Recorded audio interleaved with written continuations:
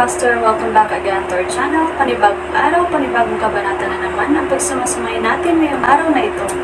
At kung bago ka sa ating channel, pag-click ang subscribe button and hit the notification bell para updated kayo sa ating mga susunod na videos. So mga Master, bago natin simulan ang ating kabanata ngayong araw na ito, huwag po sana natin skip yung ads mga Master, no, dahil malaking bagay na po yan sa ating munting channel. So simulan na natin kabanata ngayong araw na ito. Let's go! Kabanata 1876 hanggang 1890. Kabanata 1876. Kabilang sa mga flight papuntang Waterhoof City ay isang pribadong jet na direktang lumipad mula sa Malaya T. o Waterhoof City International Airport. Ang panlabas ng pribadong jet na ito ay pininturahan. Kasama ang Coyle Brothers Group at Kelly. Magpangkat sa Samrish at English. Ang mga may-ari ng eroplanong ito ay ang sikat mga negosyante sa ibang bansa Summerland, ang mga kapatid ni Coyle. Matapos ay parada ang eroplano sa tarmac. Bumaba ng eroplano ang isang matandang kulay abo. Tapos, sumakay siya sa MPV na meron. Naihanda na bago tumungo patungo sa hotel. Ang matandang ito ay ang hari ng asukal ni Terra. Robert Coyle, ang pinuno ng grupo ng pamilya. At ang aktwal na controller ng Coyle. Grupo ng magkakapatid. Mr. Coyle, kakatanggap lang namin ng balita niyan. Si Jasper, ang aktwal na controller ng JW, ay hinihintay na kita sa hotel. Mahinang sabi ng assistant ni Robert sa loob ng MPV. Tumango si Robert at sinabing, gusto ko. Matagal nang makilala ang batang ito.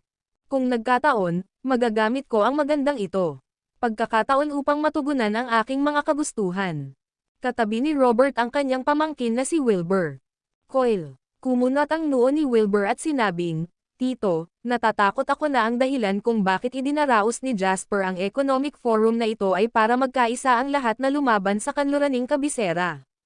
Hanggat ang kasalukuyang sitwasyon ay nababahala, ang Summerland ay hindi maaaring lumaban sa kabisera ng Estados Unidos.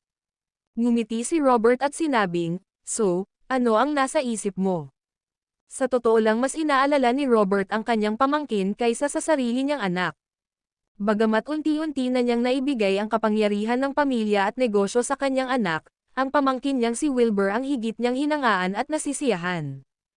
Ito ay sa kanyang suporta na nilikha ni Wilbur ang pundasyon ng Ocean at Kelly Group. Bilang karagdagan dito, dinala ni Robert ang kanyang pamangkin na si Wilbur sa halip na ang kanyang anak sa pagkakataong ito. Sagot ni Wilbur, specially invited ka ni Jasper. Sa pamamagitan ng mga opisyal na channel ng Summerland. Sa pagkakataong ito, natatakot ako na siya lang ang habol. Ang aming mga mapagkukunan sa pananalapi at siya lamang. Masiyahan kung gumastos tayo ng pera.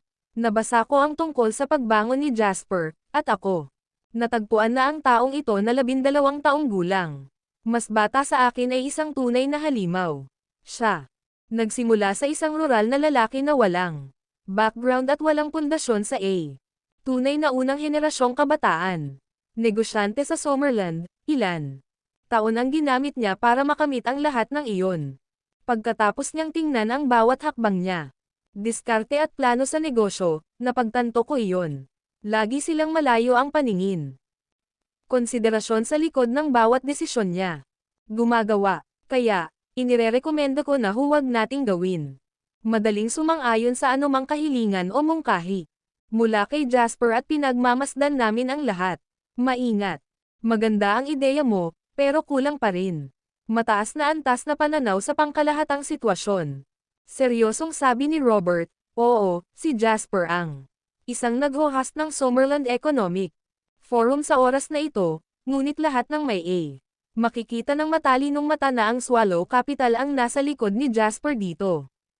Kahit ako nakakasigurado na ang pinakamataas na antas ng F ang Swallow Capital ay gumawa ng desisyon. Nakagawa na sila ng desisyon na hayaan si Jasper na humawak ng Economic Forum na ito at nagpakita pa sila para suportahan siya. Itinaas ni Robert ang kamay at tinapik ang likod ng kamay ng pamangkin. Pagkatapos, sinabi niya ng may damdamin, sa susunod na 20 taon, hindi, 30 o kahit 40 taon, kung si Jasper ay hindi gumawa ng anumang fundamental o prinsipyo. Pagkakamali, tapos hindi siya babagsak. Kung ang Kelly Group at kaming magkakapatid na Coil ay gustong umunlad sa bansa, dapat magkaroon kami ng magandang relasyon sa mga taong tulad ni Jasper. Paano kung gusto ni Jasper na gamitin kami? Hindi mabilang na mayayamang negosyante at bilyonaryo ang nakikilahok sa Economic Forum sa pagkakataong ito. Dahil maaari nating maabot ang ilang taset na pag-unawa kay Jasper, isa na itong pagkilala sa ating lakas. Dagdag pa, ito ay mabuti para sa hinaharap na pag-unlad ng Kelly Group sa Summerland. Naguguluhan na sumagot si Wilbur. Tiyo, nang humarap si Summerland. International Sniping, gumastos ka ng maraming pera at malaking pagsisikap upang matulungan ang bansa na makayanan ang mga paghihirap. Kahit ngayon, maayos na ang pagbuo ng aming brand na Arowana sa Summerland. Hindi natin kailangang magpakumbaba para sa ibang tao. Kung tutuusin, ang tatak ng Arowana ay isa lamang sub-brand ng Kelly Group at ang industriya ng edible oil ay isang sub-industriya lamang. Maaari bang suportahan ng tatak ng Arowana ang buong Kelly Group ng mag-isa? Hindi mo ba tinitingnan ang domestic, industriya ng real estate at pananalapi, industriya ng pamumuhunan sa mahabang panahon? Malaki ang sinasabi ni Jasper sa mga industriyang ito. Magiliw na sagot ni Robert, dahil sa mga makasaysayang dahilan sa Summerland, ang mga pambansang kondisyon at kultura ay napaka-espesyal din. Ang bansang ito ang ating pinagmulan at tayo ay may lahing Summer. Kahit saan tayo pumunta, hindi natin mababago ang pagkakakilanlan na ito. Ang iyong lolo, ang iyong ama, at ako, ay nakatuon sa pag-unlad ng Summerland sa paglipas ng mga taon ngunit hindi kami. Ginagawa ito para sa grupo o sa mga coil, sa halip ito ay para sa prinsipyo na hindi dapat kalimutan ng mga tao ang kanilang pinagmulan. Ang dahilan kung bakit maaaring umunlad ang Kelly Group sa kung ano ito ngayon ay dahil sa pilosopiya ng pamilya na nagsasaad na tayo ay may iisang pinanggalingan. Kung matutulungan ko ang inang bayan at pabilisin ang pag-unlad nito, ito ay magiging win-win na sitwasyon. Kaya naman, sulit na ikompromiso at makipagpalitan ng interes sa panahong ito. Proseso. Pagkatapos magsalita, nakita ni Robert na may sasabihin pa ang kanyang pamangkin, kaya ngumiti ito at sinabing, kahit ano pa, magdedesisyon tayo kapag nakita natin si Jasper. Huwag mong maliitin si Jasper dahil lang sa mas bata siya sa iyo. Huwag ka nang masyadong magsalita mamaya, sa halip, mag-observe ka at matuto dahil ito ay mabuti para sa iyo. Hindi madali o simple para sa gayong kabataan na makarating sa kung nasaan siya ngayon. May isang bagay na karapat-dapat sa kanya na dapat mong matutunan, maunawaan. Bagamat hindi pa rin nasisiyahan si Wilbur. Sa loob, tumanggaw siya at sinabing, ako. Maintindihan. After more than an hour, convoy na.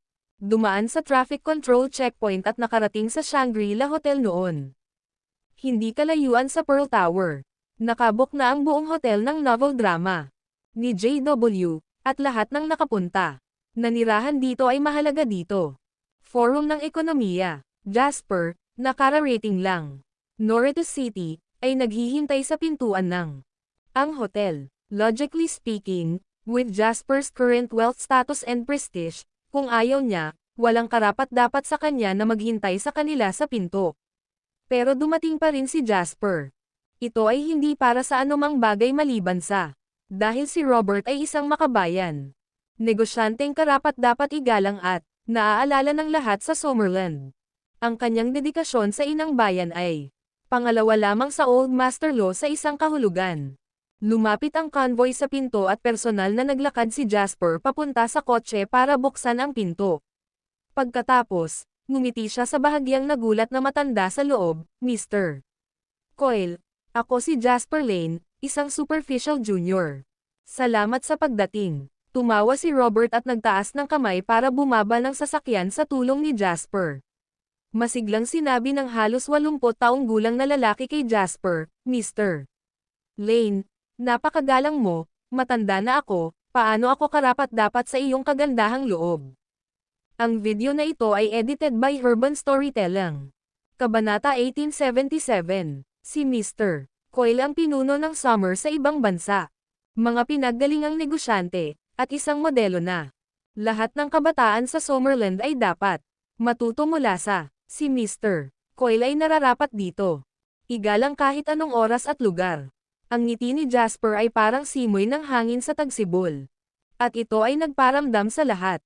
Komportable. Ang ganda ng mga sinabi niya pero ang pinakamahalaga ay ang kanyang taos-puso. Saloobin. Parang galing sa puso. At sinabing walang anumang pagpapanggap. Sa katunayan, sa kasalukuyang katayuan ni Jasper at halaga, hindi niya kailangang sumipsip. Robert kahit na kontrolado ng huli ang 80%. Industriya ng asukal sa Melea at nagkaroon ng 10%. Namumuno ng tama sa pandaigdigang industriya ng asukal. Sa makatuwid, ang mga salitang iyon ay tiyak. Taos-puso. Dahil dito, nasa mabuting kalagayan si Robert. Kalooban. Aktibo niyang iniunat ang kanyang kamay at ay nagsabi, napakasaya para sa aming matatandang lalaki. Makita ang mga kabataang tulad ni G. Lane na nagtagumpay.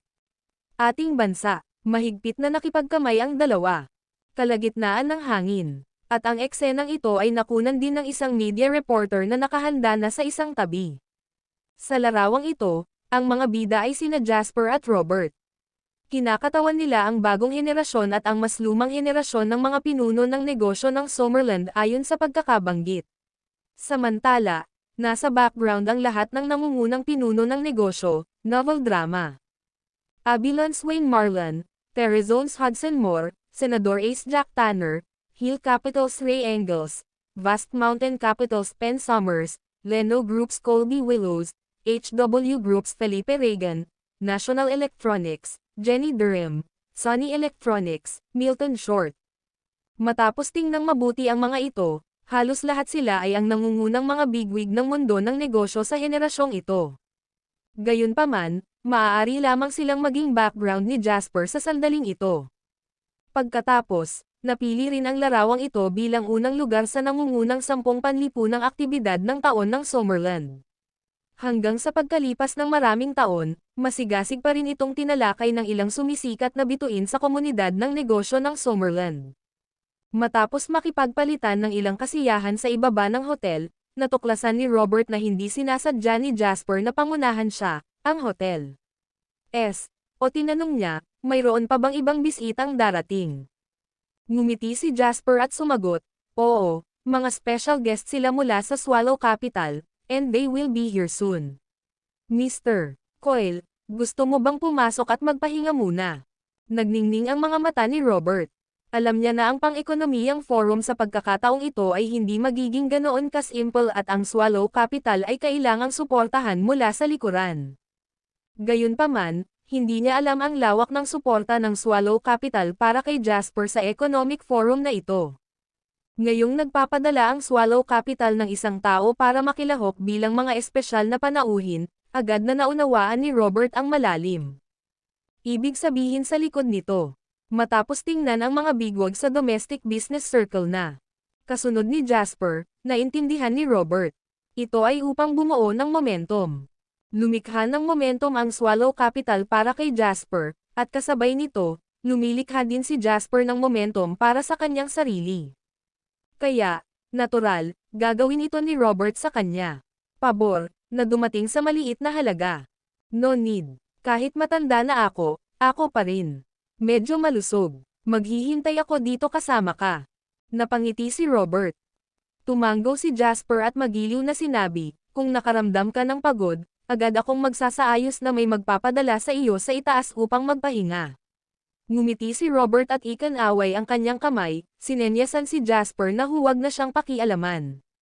Pagkatapos, nakipag-chat si Robert sa mga background character sa likod nila na sabik na lumapit at batiin siya. Mr. Lane, hello. Ang pangalan ko ay Wilbur Coyle. Pagkaalis ni Robert, si Wilbur agad na lumapit para batiin si Jasper. Noong nandoon si Robert, ayaw niya. Nagkaroon ng pagkakataong magsalita. Ngayon na. Wala na si Robert, halata naman na siya. Ay sadyang nagbibigay ng oras at espasyo sa. Hayaan mong makilala ni Wilbur si Jasper. Natural, H. Naintindihan niya ang mabuting hangarin ng kanyang tiyuhin. Diretsyong pinutol siya ni Jasper at sinabing, sabay ngiti, alam ko, ikaw ang amo ng ang Oceanic Kelly at Arwana Cooking Oil ay iyong tatak. To be honest, meron ang pamilya ko. Laging ginagamit ang mantika ng iyong brand. Nagningning ang mga mata ni Wilbur at nagmamadaling sinabi. Salamat sa papuri, Mr. Lane. Tumingin si Jasper kay Wilbur, na 12 taong gulang. Mas matanda sa kanya, at ngumiti. Narinig ko, ng mga gawa ni G. Wilbur, at narinig ko iyon. Balak mong umunlad sa domestic real industriya ng estate. Tumanggaw si Wilbur at sinabing, ang bilis. Ang pag-unlad ng domestic ekonomiya ay N katibayan. Anuman ang bansa, ang mabilis na pag-unlad ng ekonomiya ay hindi maaaring hiwalay sa suporta ng industriya ng real estate. Sa makatuwid, ako ay lubos na maasahin sa mabuti tungkol sa kinabukasan ng industriya ng domestic real estate at noon pa man ay nais kong makilahok. Tumanggaw si Jasper at sinabing, may kaunting karanasan ang JW Real Estate sa domestic real estate industry. Kung magkakaroon tayo ng pagkakataon, maaari tayong makipagpalitan ng karagdagang impormasyon. Pangunahing nakatuon ang JW Real Estate sa industriya ng residential real estate. I wonder, alin ang tinututukan ni Mr. Wilbur ngayon? Maaaring sabihin ng isa kung ang isang tao ay isang eksperto sa sandaling binuksan nila ang kanilang mga bibig. Karamihan sa mga tao ay alam lamang ang konsepto ng industriya ng real estate, ngunit hindi nila alam na ito ay napakalawak at mayroong maraming mga subcategory dito.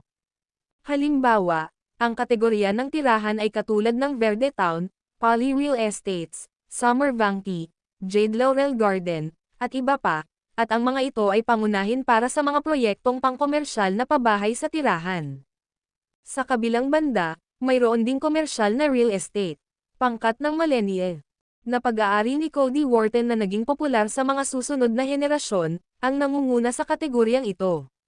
Bukod dito, ang stylish property, delight property, at nature city ay gumagawa ng komersyal na real estate na may malalaking shopping mall bilang core.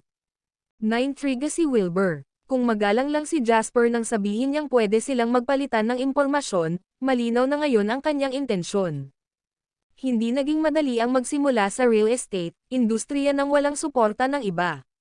Ang pagkuha ng mga pondo ay medyo madali, ngunit ang mga pangunahing salik ay mga koneksyon, kasunduan ng pamahalaan, at mga mapagkukunan.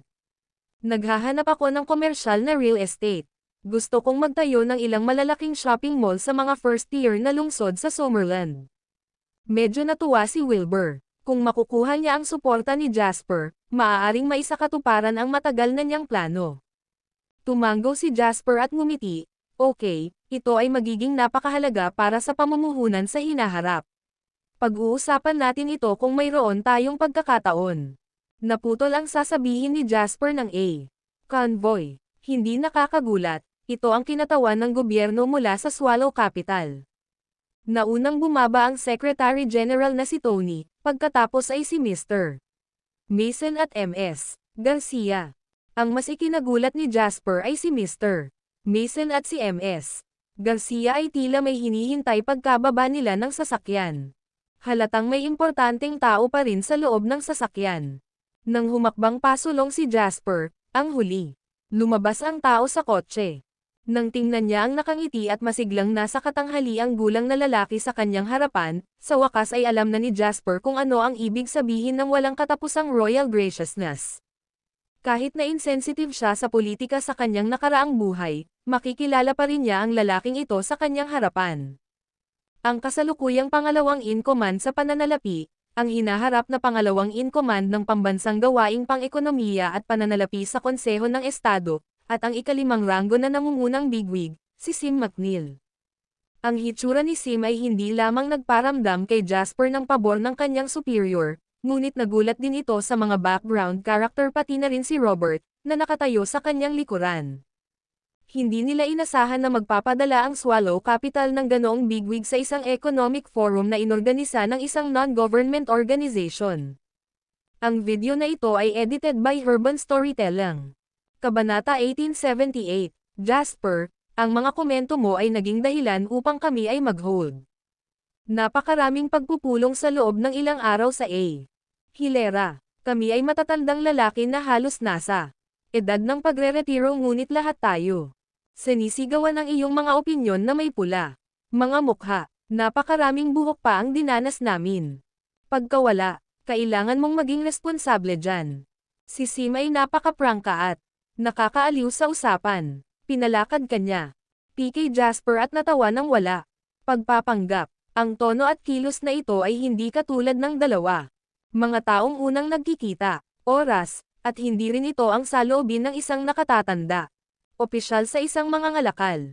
Ito ay mapagmahal at magiliw, tulad ng pag-uusap ng isang tiyuhin sa kanyang pamangkin.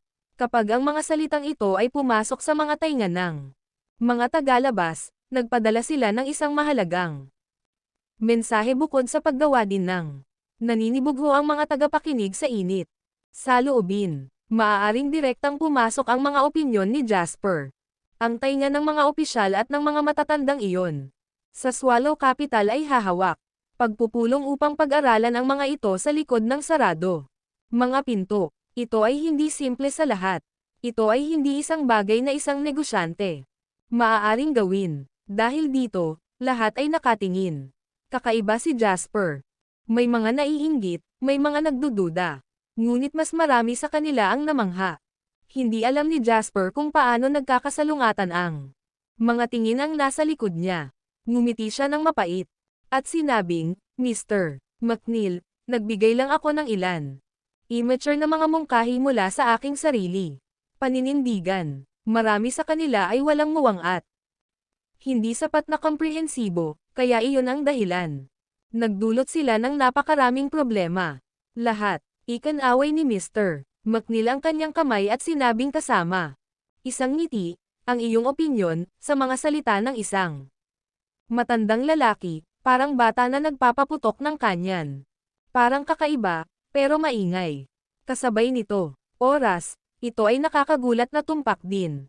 Kung hindi ka umuunlad sa iyong kasalukuyang novel drama career, gusto talaga kitang dalhin sa tabi ko.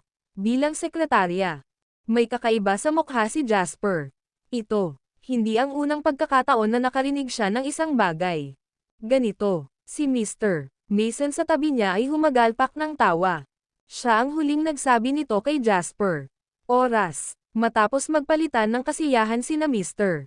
McNeil at Jasper, nakipagkamay sila at nakipagkwentuhan sa mga background character sa likod nila. Kung tutuusin, lahat sila ay mga boss ng malalaking domestic company at matagal na silang naghihintay dito. Ang gusto lang nila ay makipagkamay at mag-curry ng pabor kay Mr. McNeil, kaya natural, obligahin sila ni Mr. McNeil. Siyempre, ang unang nakatanggap ng karangalang ito ay si Robert. Ang isa ay isang kilalang negosyante na may lahing summer sa ibang bansa, at ang isa ay ang pangalawa sa pamamahala sa pananalapi. Matagal nang magkakilala ang dalawa. Mr. Coyle, salamat, sabi ni Mr. McNeil. Makahulugang hawak ang kamay ni Robert. Ngumiti si Robert at sumagot, ako kay Summer. Pagbaba, kaya ito ay nanunungkulan. Wala nang sinabi pa si Mr. McNeil bilang siya, tumanggaw ng mariin. Pagkatapos noon, ito ay karaniwang pareho sa lahat. Gayunpaman, pagdating sa pambansa electronics, bilang ang tanging babae sa eksena, si Jenny ay kumikilos sa halip. Nakalaan, hindi dahil nag-iisa lang siya. Babae sa pinangyarihan. Higit sa lahat, ang kanyang asawa, ang nagtatag ng National Electronics, nasa likod pa rin ng bar. Kaya, siya ay likas na hindi komportable na nakaharap matataas na opisyal tulad ni G. McNeil. Kilala kita. Ikaw ang asawa ni Mr. Gregson. Pagkatapos ng kakilakilabot na nangyari sa iyo. Asawa, sinuportahan mo si National Electronics sa iyong sarili, at iyon ang dahilan kung bakit nakatayo pa rin ito ngayon. Magandang trabaho, babae. May kakayahan din sa malalaking bagay. Si Mr. McNeil ay nagbigay ng espesyal na pansin sa pati si Jenny. Mabilis na sumagot si Jenny, salamat, Mr.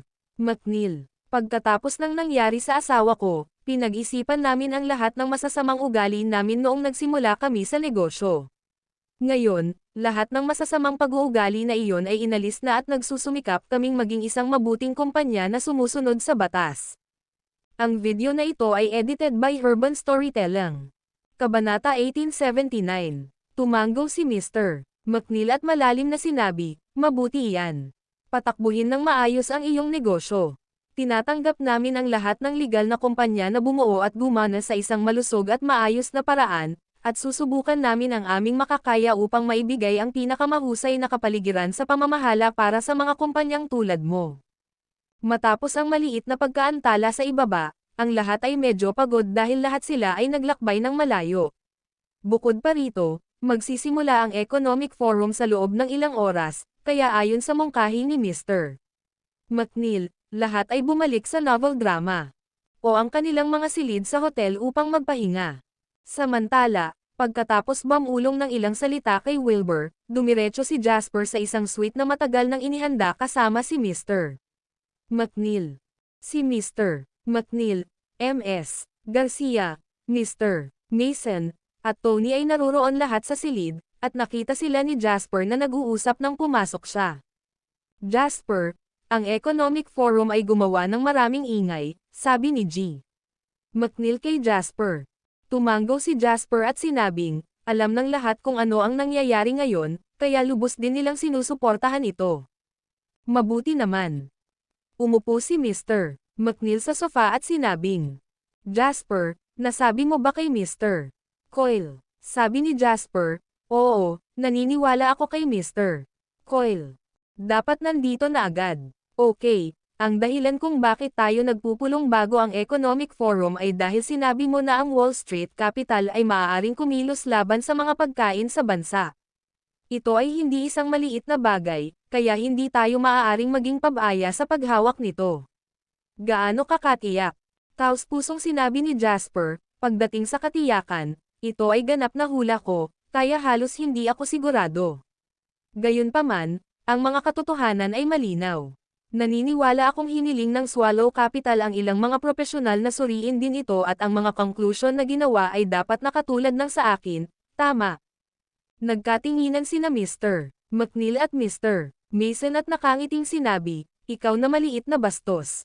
Sa katunayan, pagkatapos mong ituro ito, nalaman namin na ang Wall Street Capital ay malamang na maglunsad ng pag-atake sa mga pagkain at gamitin ito bilang entry point. Habang nag-uusap sila, dumating si Mr. Coyle. Sa pagkakataong ito, hindi na niya isinama si Wilbur at nag-iisang dumating. Malinaw, pagkatapos sabihin sa kanya ni Wilbur na inimbitahan siya ni Jasper sa isang closed-door meeting, napagtanto niya na ang mga bagay na tinalakay sa closed-door na pagpupulong na ito ay magiging napaka-confidential. Sa makatuwid, mas kaunting mga tao ang nakakaalam tungkol dito, mas mabuti. Mr. Coyle, mangyaring maupo. Pagkatapos tumayo ni Jasper at sinenyasan si Robert na maupo, umupo siya sa kabilang side at nakita niyang nakatingin sa kanya si Mr. McNeil. Saglit niyang pinag-isipan ito at pagkatapos ay ipinahayag ang kanyang mga iniisip. Pagkatapos ng higit sa 10 minuto ng pagsasalaysay, idinagdag ni Jasper, kaya, hindi nagba-shooting si Soros sa dilim nang bigla siyang nagtagal sa mais at soybeans pagkatapos maikli ang cotton futures. Sa palagay namin ay mayroon pa siyang isang bagay na maaaring humantong sa isang malaking pagsasabuatan, isang pagsasabuatan upang subukang monopolyo ang aming domestic foodstuff. Ano ang pagkain? Ito ang kabuhayan ng mga tao at ang pinakapangunahing at pangunahing kalakal para sa isang bansa at lipunan. Mula noong sinaunang panahon, ang mga tao ay umaasa sa pagkain. Kung hindi man lang magagarantiya ng isang bansa ang sarili nitong seguridad sa pagkain, hindi na kailangang pag-usapan ang tungkol sa seguridad sa pananalapi at seguridad ng pambansang depensa dahil ang iba ay ituturing na walang kaparerikan kung ihahambing. Samantala, partikular si Robert. Sensitive dito. Siya ang hari ng asukal ni Terra, at ang asukal, tulad ng asin, ay isang pangunahing materyal na pamumuhay ng mga tao. Masasabing ginugol ni Robert ang kanyang buong buhay sa pagharap sa mga bagay na ito na tila hindi gaanong mahalaga na hindi magagawa ng sinuman kung wala. Mahigpit na nakakunot ang kanyang mga kilay mula nang magsimula ang pagsasalaysay ni Jasper. Pagkatapos magsalita ni Jasper, desididong sinabi ni Robert, kung ganito ang kaso, dapat tayong gumawa ng anumang hakbang para pigilan sila. Sa higit sa 1 bilyong tao sa Summerland, ang taunang pangangailangan ng pagkain ay napakalaki. Kapag nagkaroon ng problema sa sistemang ito, Ang radiation ay magdudulot ng malaking kaguluhan na ang epekto ay mas malala pa kaysa sa direktang pagsalakay ng militar. Ang video na ito ay edited by Urban Storytelling. Kabanata 1880. Ang mga salita ni Robert ay labis na humanga kay Mr. McNeil. Tumango siya at sinabing, "Oo, at para iyon." Dahilan nito na nang iulat ito ni Jasper. Haka-haka, naakit agad ang aming pansin. Sa kasamaang palad, pagkatapos komprehensibong pagsusuri, napagkasundoan namin iyon. Ang pinakamasama ay nangyari na pader. Balak ng street capital na manipulahin. Presyo ng domestic foodstuff. May maitutulong ba ako? Direktang tinanong ni Robert ang mahalagang tanong na ito. Alam niya na kung sinabihan siya ng ganoong bagay ay in advance, dapat gusto nila siya. Gumawa ng ilang kontribusyon. Bukod dito, walang balak tumanggi si Robert. Dahil nakakatulong siya sa bansa. Sa buong oras na ito. Same time na sinabi ni G. McNeil, kung ang mahirap ang sitwasyon, maaaring kailanganin nating gamitin ang novel drama. Kapangyarihan ng Kelly Group na magpakilos ng malaki.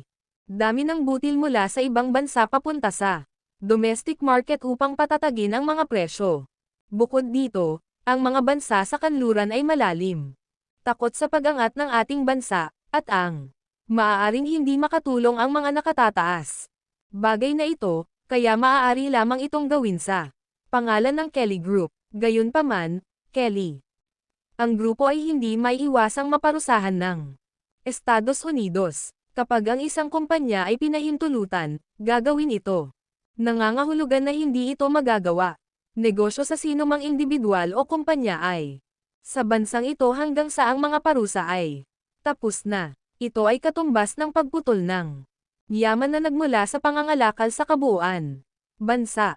Lalo na para sa malalaking conglomerates ng asukal. Tulad ng Kelly Group, tulad ng ganitong uri ng suntok. Malamang nasirain ang Kelly Group. Gayunpaman, nag-isip lang si Robert. Seconds before he said, pupunta pa ako. Sabihin ang parehong bagay. Ako kay Summer. Pagbaba, kaya ito ay nanunungkulan. Nakakamangha. Tumayo si Mr. McNeil at excited na sinabi. Panipi, Mr. Coyle. Salamat, ikaw para sa pagkakaroon ng tulad ng isang mataas na paniwala sa iyong tungkulin. Ang bansa at magpapasalamat ang mga tao sa iyong dedikasyon at sakripisyo. Kinawian ni Robert ang kanyang kamay at may malaya at hindi apektadong ngiti sa kanyang matandang mukha. Aniya, nabuhay ako sa ganitong edad, at natamasa ko ang kaluwalhatian at yaman na hindi matatamasa ng iba. Dagdag pa, naranasan ko ang mga ups and down na hindi pa nararanasan ng iba. Ngunit sa napakaraming bagay, ang bagay na hindi ko makakalimutan hanggang ngayon ay na noong ang bansa ay nahuhulog at nabuli at binugbog, ito ay isang bansa na niyurakan sa ilalim ng mga paa ng marami. Kahit sino ay maaaring pumatay at manakawan sa amin kung kailan nila gusto.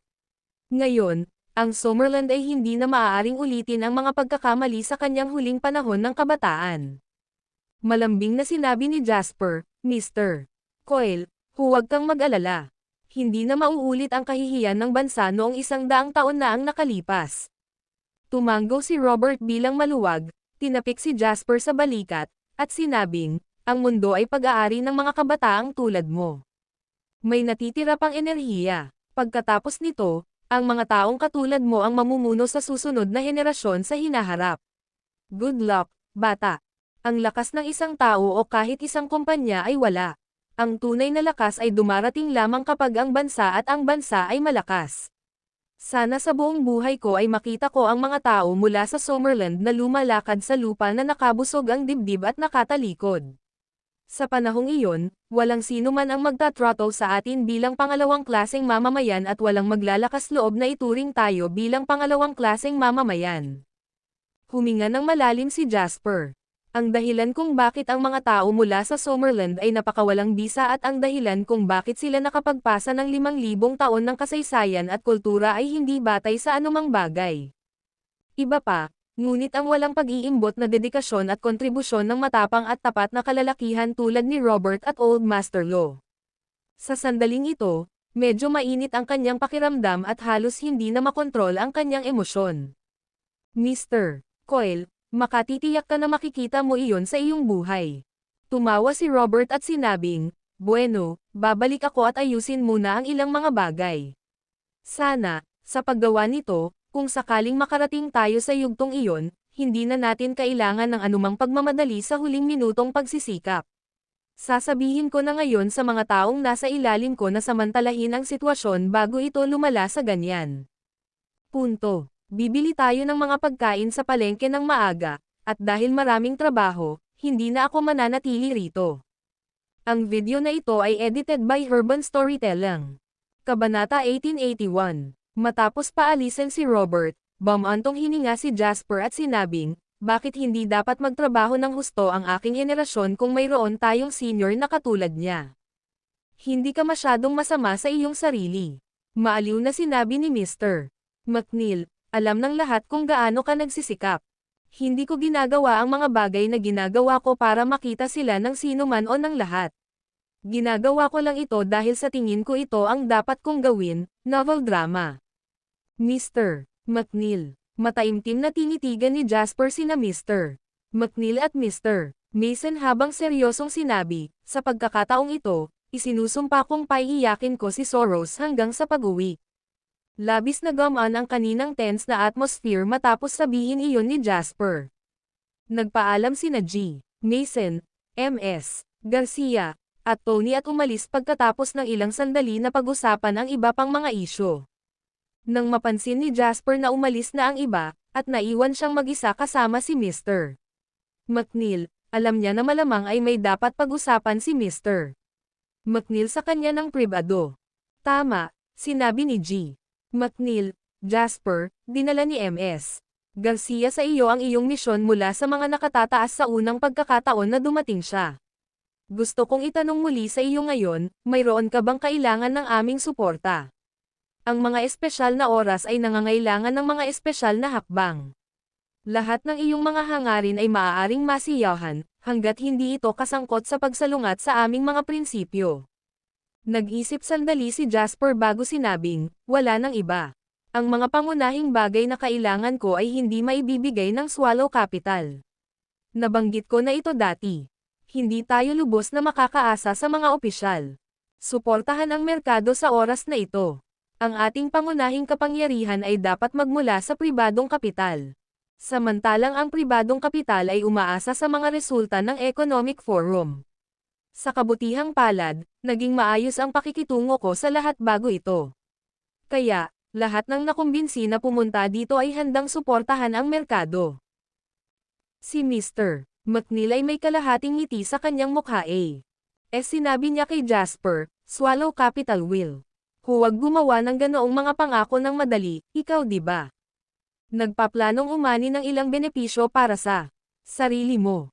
Walang anumang mga benepisyo. Napangiti ng mapait si Jasper habang sinasabi, sa mga tuntunin ng pera, kailangan ko ang malaking pera, ngunit hindi ko kailangan ng petty cash. Kung gusto ko, kapangyarihan, siguradong hihilingin nila sa akin na sumuko. JW. Ngunit gumugol ako ng maraming oras sa pagbuo ng JW from the ground up na parang may bata ngayon, tsaka hindi naman ako interesado. Pagbuo ng isang karera para sa aking sarili. Sa mga tuntunin ng mga patakaran, ang mga kumpanya tulad ng JW ay eksakto. Kung ano ang kailangan ng ating bansa ngayon, tulad ng natatanggap nito. Hayagang Katanji tanging pagtrato mula sa mga patakaran sa lahat ng dako. Wala nang iba. Gusto ko, kung talagang may kailangan ako, sana. Na kapag natapos na ang lahat ng ito, Swallow Capital magbibigay sa akin ng pagkakataon.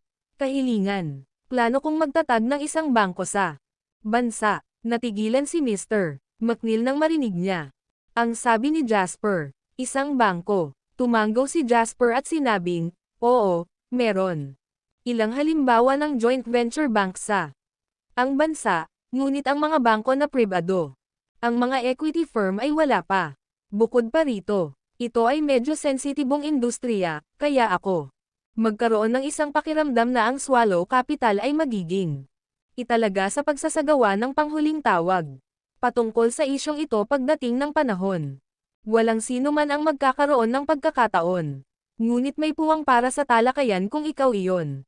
Kapag sinabi na, pag-uusapan natin iyan. Pagdating ng panahon, ang mga detalye ay depende sa report na ipapasa mo sa amin. Pagkatapos ng lahat, ito ay hindi isang bagay na iilan. Maaaring magpasya ang mga tao para sa iyo, Mr. McNeil. Sabi, ngumiti si Jasper at sinabing, akin yan. Eksaktong pangangatwiran. Sige, ngayong may trabaho na tayo. Bagay sa labas, pag-usapan natin.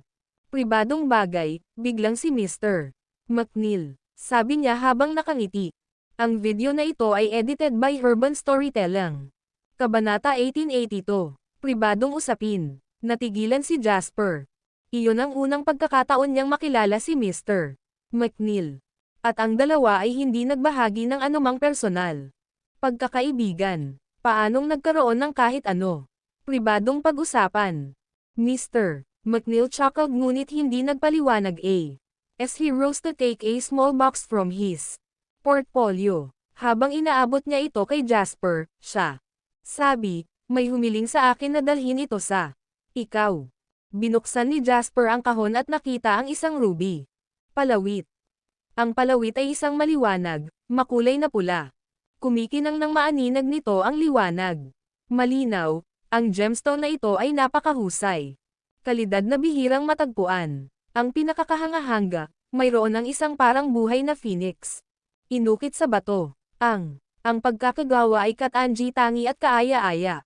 At ito ay malinaw na gawain ng isang master. Hindi gaanong alam ni Jasper ang tungkol sa mga ruby. At malayong maging eksperto sa ang patlang. Gayunpaman, kahit na isang baguhan na gusto, masasabi niya na ang palawit na ruby ay lubhang mahalaga. Napakahalaga nito at walang pamilihan. Magagamit ang presyo para dito. Ito, hinawakan ni Jasper ang ruby pendant at pinahiti. O tumingin kay Mr. McNeil sa pagtataka. Ngumisi si Mr. McNeil at sinabing, Adele is pamangkin ng pinsan mo. Naintindihan naman agad ni Jasper. Kamag-anak mo pala si Adele, Mr. McNeil. Iyon ay nagpapaliwanag ng maraming. Noon na ang kanyang mga pagdududa at nilinaw ang mga tanong na hindi nasasagot. Bago ito, palaging iniisip ni Jasper si M.R. Si McNeil ay medyo masigasig at novel drama. Intimate sa kanya. Kahit na ito ay maliwanag na Mr. McNeil ay dumating sa oras na ito bilang isang kilos ng kabaitan mula sa Swallow Capital, ang kanyang pangunahing layunin ay dumating upang suportahan siya. Gayunpaman, hindi pa rin kailangang gumawa ng ganoon karami. Bukod dito, ang maliwanag na paghanga na nagniningning sa kanyang pagpili ng mga salita at kilos ay naging malinaw na hindi na niya ito maabala pang itago pa. Sa puntong iyon, maaari rin niyang ipahayag sa buong mundo, si Jasper Lane ay isang junior na lubos kong hinahangaan at sinusuportahan. Ang ganitong mga proklamasyon ay maaaring hindi mukhang kakaibati. O kahit sino pa, ngunit si Mr. McNeil ay nasa senior official sa system. Ang karaniwang tao ay hindi man lang makalapit sa posisyong hawak niya sa buong buhay nila. Kaya, sa maraming pagkakataon, binibigyang pansin ng mga tao ang bawat kilos niya, at maging ang bawat ekspresyon niya upang subukan nilang maunawaan ang mga nakatagong kahulugan sa loob nila. Iyon din ang dahilan kung bakit ang pagkakakilanlan at katayuan ni G.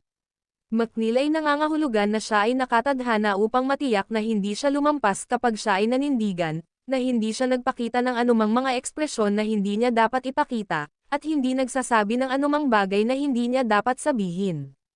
Ito ay dahil ang kanyang mga saloobin ay madalas na binibigyang kahulugan bilang isang opisyal na pahayag ng publiko.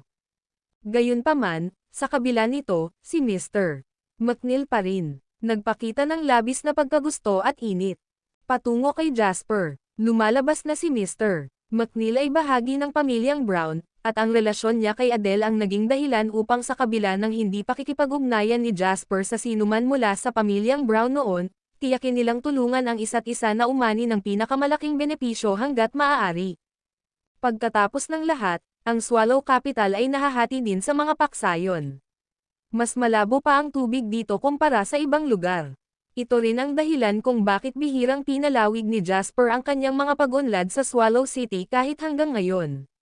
Ang kanyang buong pagkatao ay nagpakita ng kanyang pag-aatubili na makisali ng labis sa politika. Gayunpaman, ang pagbabago ay nangyari sa gusto niya o hindi.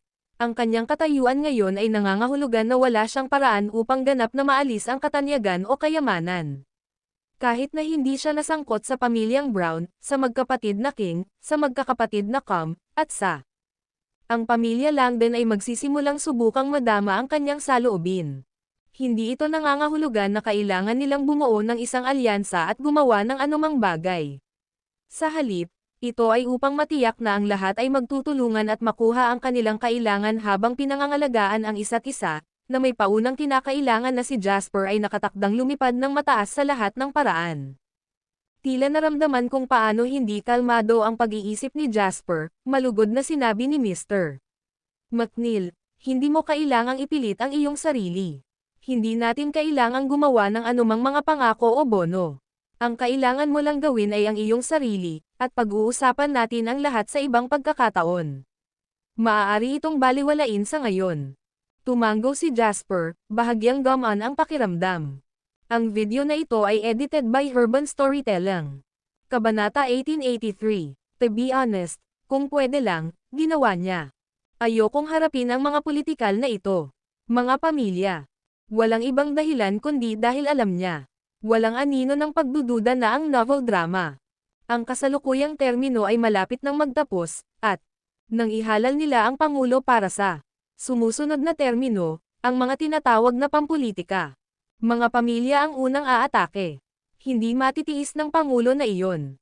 Kanyang mga mata, tsaka mas nakakatakot pa dahil sa natatanging posisyon ng pamilyang Brown. Ang mga nakakaalam, alam.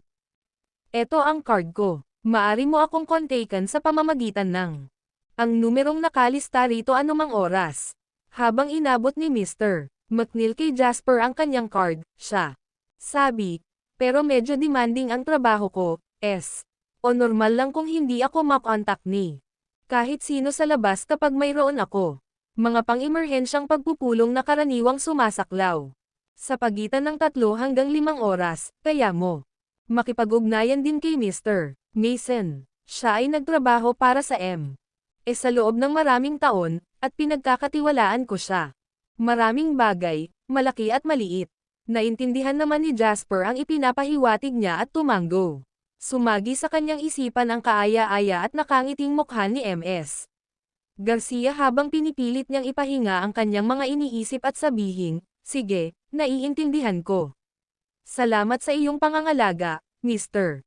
McNeil. Ano man ang mangyari, ang isang card na nagbigay sa kanya ng direktang koneksyon sa pangalawang pinuno sa pananalapi ay nagkakahalaga ng libo-libo saan man siya pumunta. Tumayo si Jasper at nagpaalam pagkaupo. Ilang sandali pa. Magsisimula na ang Economic Forum sa loob ng ilang oras, at bilang host, marami pa siyang paghahandang gawain. Bukod dito, si Mr. McNeil ay isang abalang tao na naglakbay ng malayo upang makapunta rito. Natural, kailangan niyang tiyakin na may oras si Mr. McNeil para makapagpahinga. Hindi nagtagal ay tumunog ang phone ni Jasper pagkaalis niya.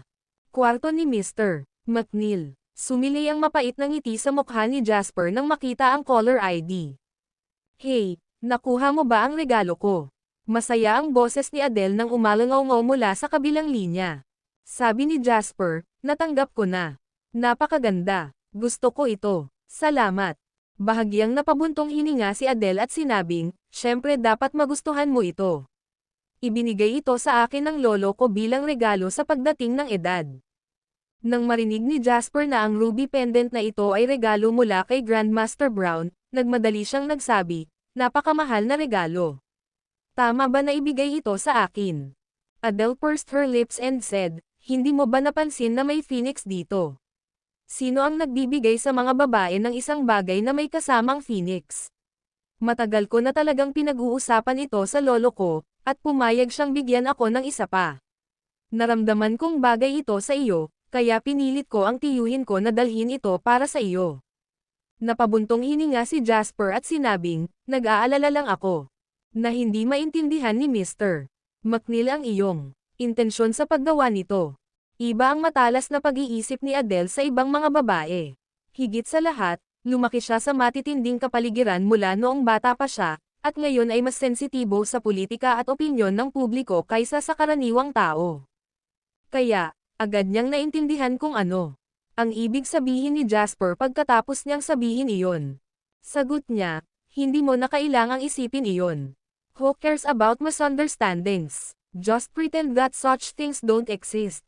This was a gift from my family, it had nothing to do with me. I hate how these people are constantly plotting against each other, they might as well include themselves in their own calculations.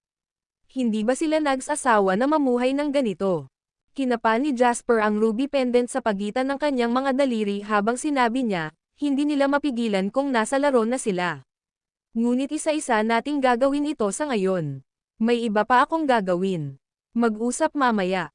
Pinutol ni Jasper ang sarili sa kalagitnaan ng pangungusap at ibinaba ang telepono bago ngumiti at naglakad patungo kay MS Garcia. Nabook na niya ang buong hotel, at tanging sina Mr. McNeil, MS Garcia, Mr. Mason, at Tony lang ang nananatili sa palapag na ito. Kaya, kung MS nakabangga pa rin siya ni Garcia sa mga corridors sa puntong ito, halatang planado ito at hindi nagkataon. Ang video na ito ay edited by Urban Storytelling.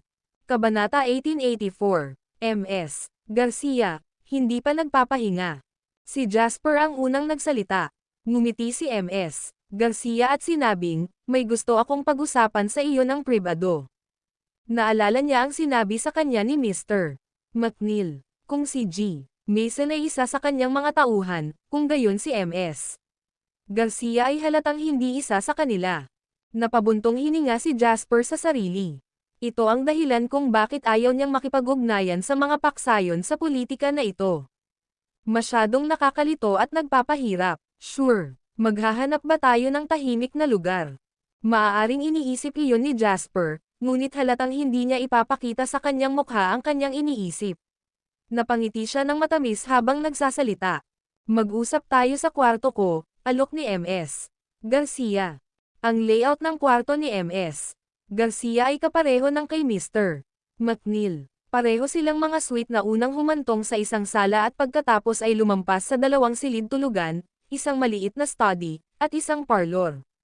Dumiretso sa parlor sina Jasper at MS Garcia pagkapasok sa kanyang silid. MS Garcia, paano kita matutulungan? Dumiretso sa paghabol si Jasper at nagtanong pagkaupo. Nang mapansin ni MS Garcia ang katanji tanging mukhang ruby pendant sa mga kamay ni Jasper, sinabi niya, ang ganda ng pendant na iyon. Parang pamilyar din. Ngumiti si Jasper at sumagot, hiniling ni Adele si Mr. McNeil na ibigay ito sa akin. Sinabi niya na dati ito ay isa sa mga laruan ni Grandmaster Brown. Sa palagay ko ito ay masyadong mahalaga, at hindi ko alam kung ano ang gagawin dito ngayon. Si MS Garcia ay isang taong nagbigay ng maraming pag-iisip. Nang marinig niya ang pagpili ng mga salita ni Jasper sa kanyang paliwanag at napansin niya kung paanong hindi niya itinago ang kanyang ruby pendant bagkos ay hayagang hinawakan niya ito sa kanyang kamay, agad niyang itinapon kung ano.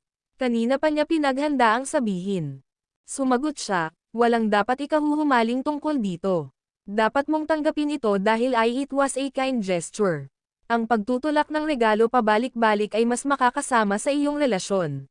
Tumanggo si Jasper at sinabing, tama ka, MS Garcia. Pero dapat maging magalang at magkabalikan din ang mga kaibigan. Dapat kong tingnan at tingnan kung aling mga regalo ang mas angkop para hindi ko palaging maramdaman na may utang ako kay Adele sa tuwing makakasalubong ko siya sa hinaharap. Nagliwanag ang mga mata ni MS Garcia sa narinig. Nilinaw ni Jasper ang kanyang intensyon. Ang Regalong ito ay isang sanga ng olibo mula sa pamilyang Brown, at nakakatakot ito sa akin. Gayunpaman, hindi ko maaaring tanggihan ang sanga ng olibo kung pinahabal na nila ito dahil makakasira ito sa aming relasyon. Gayunpaman, ito ay isang relasyon lamang na kapwa kapaki-pakinabang. Kung bibigyan nila ako ng ilang mga benepisyo, kailangan kong ibalik ang pabor sa hinaharap sa sandaling magkaroon ako ng pagkakataong gawin ito. Sa ganoong paraan, walang magiging paksayon o bono. Nabuo. Lahat ng tao ay dumarating at umaalis gaya nila. Pakiusap. Ito ang kinalabasan na inaasahan ni MS. Garcia na makita. Oo, sa tingin ko iyon ang magandang paraan ng pakikitungo. May mga bagay, Mr. Lane, hindi kita inaasahan. Upang maging napakahusay sa mga relasyon, sa karagdagan sa pagnenegosyo, napangiti ng pilit si Jasper at sinabing, masyado kang mabait, MS. Garcia, sa totoo lang, isa lang akong gustong gampanan ang mga responsibilidad ko nang walang anumang komplikasyon. At saka, malapit nang dumating ang bagyo sa puntong ito. Hindi magandang ideya na magambala sa kung ano paman. Agad na sumagot si MS. Garcia, hindi mo kailangang mag-alala tungkol dyan. Dapat maging maalalahanin ang mga kaibigan sa isa't isa. Kung ang sitwasyon ay hindi angkop ngayon, maaari tayong maghintay ng ilang sandali bago ang karagdagang pag-uusap. Lahat ng mga kaibigan ay may parehong motibo, na protektahan ang kapaligiran kung saan tayo nakatira. Ang pagkakaibigan ay hindi kasing komplikado at masama tulad ng iniisip mo. Sa totoo lang, sinusubukan lamang ng lahat na makaipon ng magandang karma. Para sa kanilang sarili. Salamat sa iyong payo, MS. Garcia. Naliwanagan ako. Bahagyang nakahinga ng maluwag si Jasper. Iyon ang pinakamagandang resulta na maaari niyang makuha. Umaasa sa, tinanong lang siya ni MS. Garcia, mga tanong tungkol sa trabaho at ginawang maliit na usapan. Pagkatapos nun, hindi na nakipag-away ang dalawa o. F. Talino, lahat sila ay mga intelektual dito, at maraming bagay kung saan ang mga hindi direktang salita ay sapat na para maunawaan nila ang paninindigan at mga takeaway ng iba. Pagkatapos ng lahat, hindi magiging matalino na maging masyadong bukas o upfront tungkol sa mga bagay na iyon. Dahil ito ay magiging madali upang maging ang hindi gaanong mapagbigay. Para kay MS. Garcia, nakumpleto na niya. Ang kanyang misyon hanggat nakumpirma niyang si Jasper ay hindi nakabuo ng anumang matibay na ugnayan sa pamilyang Brown. Katulad ng ibang tao, ganoon din siya. Ayaw panoorin ang pag-set up ni Jasper. Maging benchmark para sa susunod. Henerasyon habang mayroon ding mga ugnayan na ay masyadong malalim sa mga pamilyang pampulitika. Iyon ang pinakaamo niya. Ayaw makita. Ayaw ng mga taong nasa kapangyarihan ang pagbuo ng paksayon. Dahil sa sandaling nabuo ang mga paksayon, mga bagay. Hindi na gagawin sa lahat. Pinakamahusay na interes. Ang pagkakakilanlan at posisyon ni Jasper ay sensitibo, at hindi siya maaaring makisali. Mahalaga tulad ng ginawa ng iba. Ang iba pang dahilan sa likod ni MS. Garcia. Ang mga aksyon ay nais niyang kumpirmahin. Paninindigan ni Jasper. Buti na lang at binigyan siya ni Jasper ng A. Kasiya siyang sagot. Naniwala siya sa kanya. Masisiyahan din ang mga tao. Hindi na bumalik si Jasper matapos iwan si MS. Garcia's room at dirdiretsong bumalik sa kwarto niya. Kwarto sa halip. Ang oras ng pagbubukas para sa Economic Forum ay lumalapit. Wala siyang dagdag na oras para makipag-usap tungkol sa mga ganitong bagay.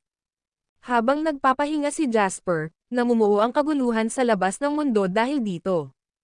Forum ng ekonomiya. Sa wakas ay nakapagpahinga na rin ang mga stock market ng bansa dahil magkakaroon sila ng holiday sa susunod na 2 araw.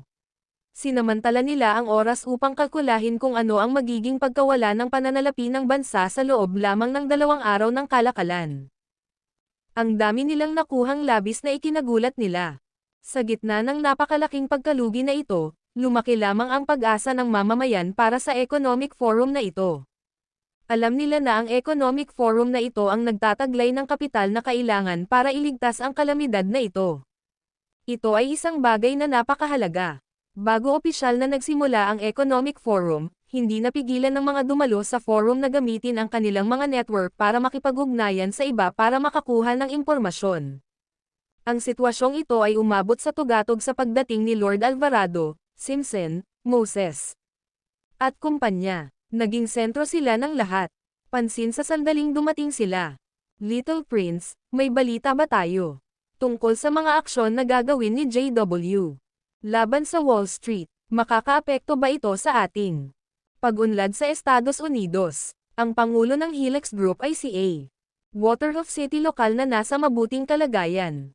Mga tuntunin sa maharlikang pamilya. Ngayon na siya ay nakita ang maliit na prinsipe, siya hindi nag-atubiling magtanong sa kanya.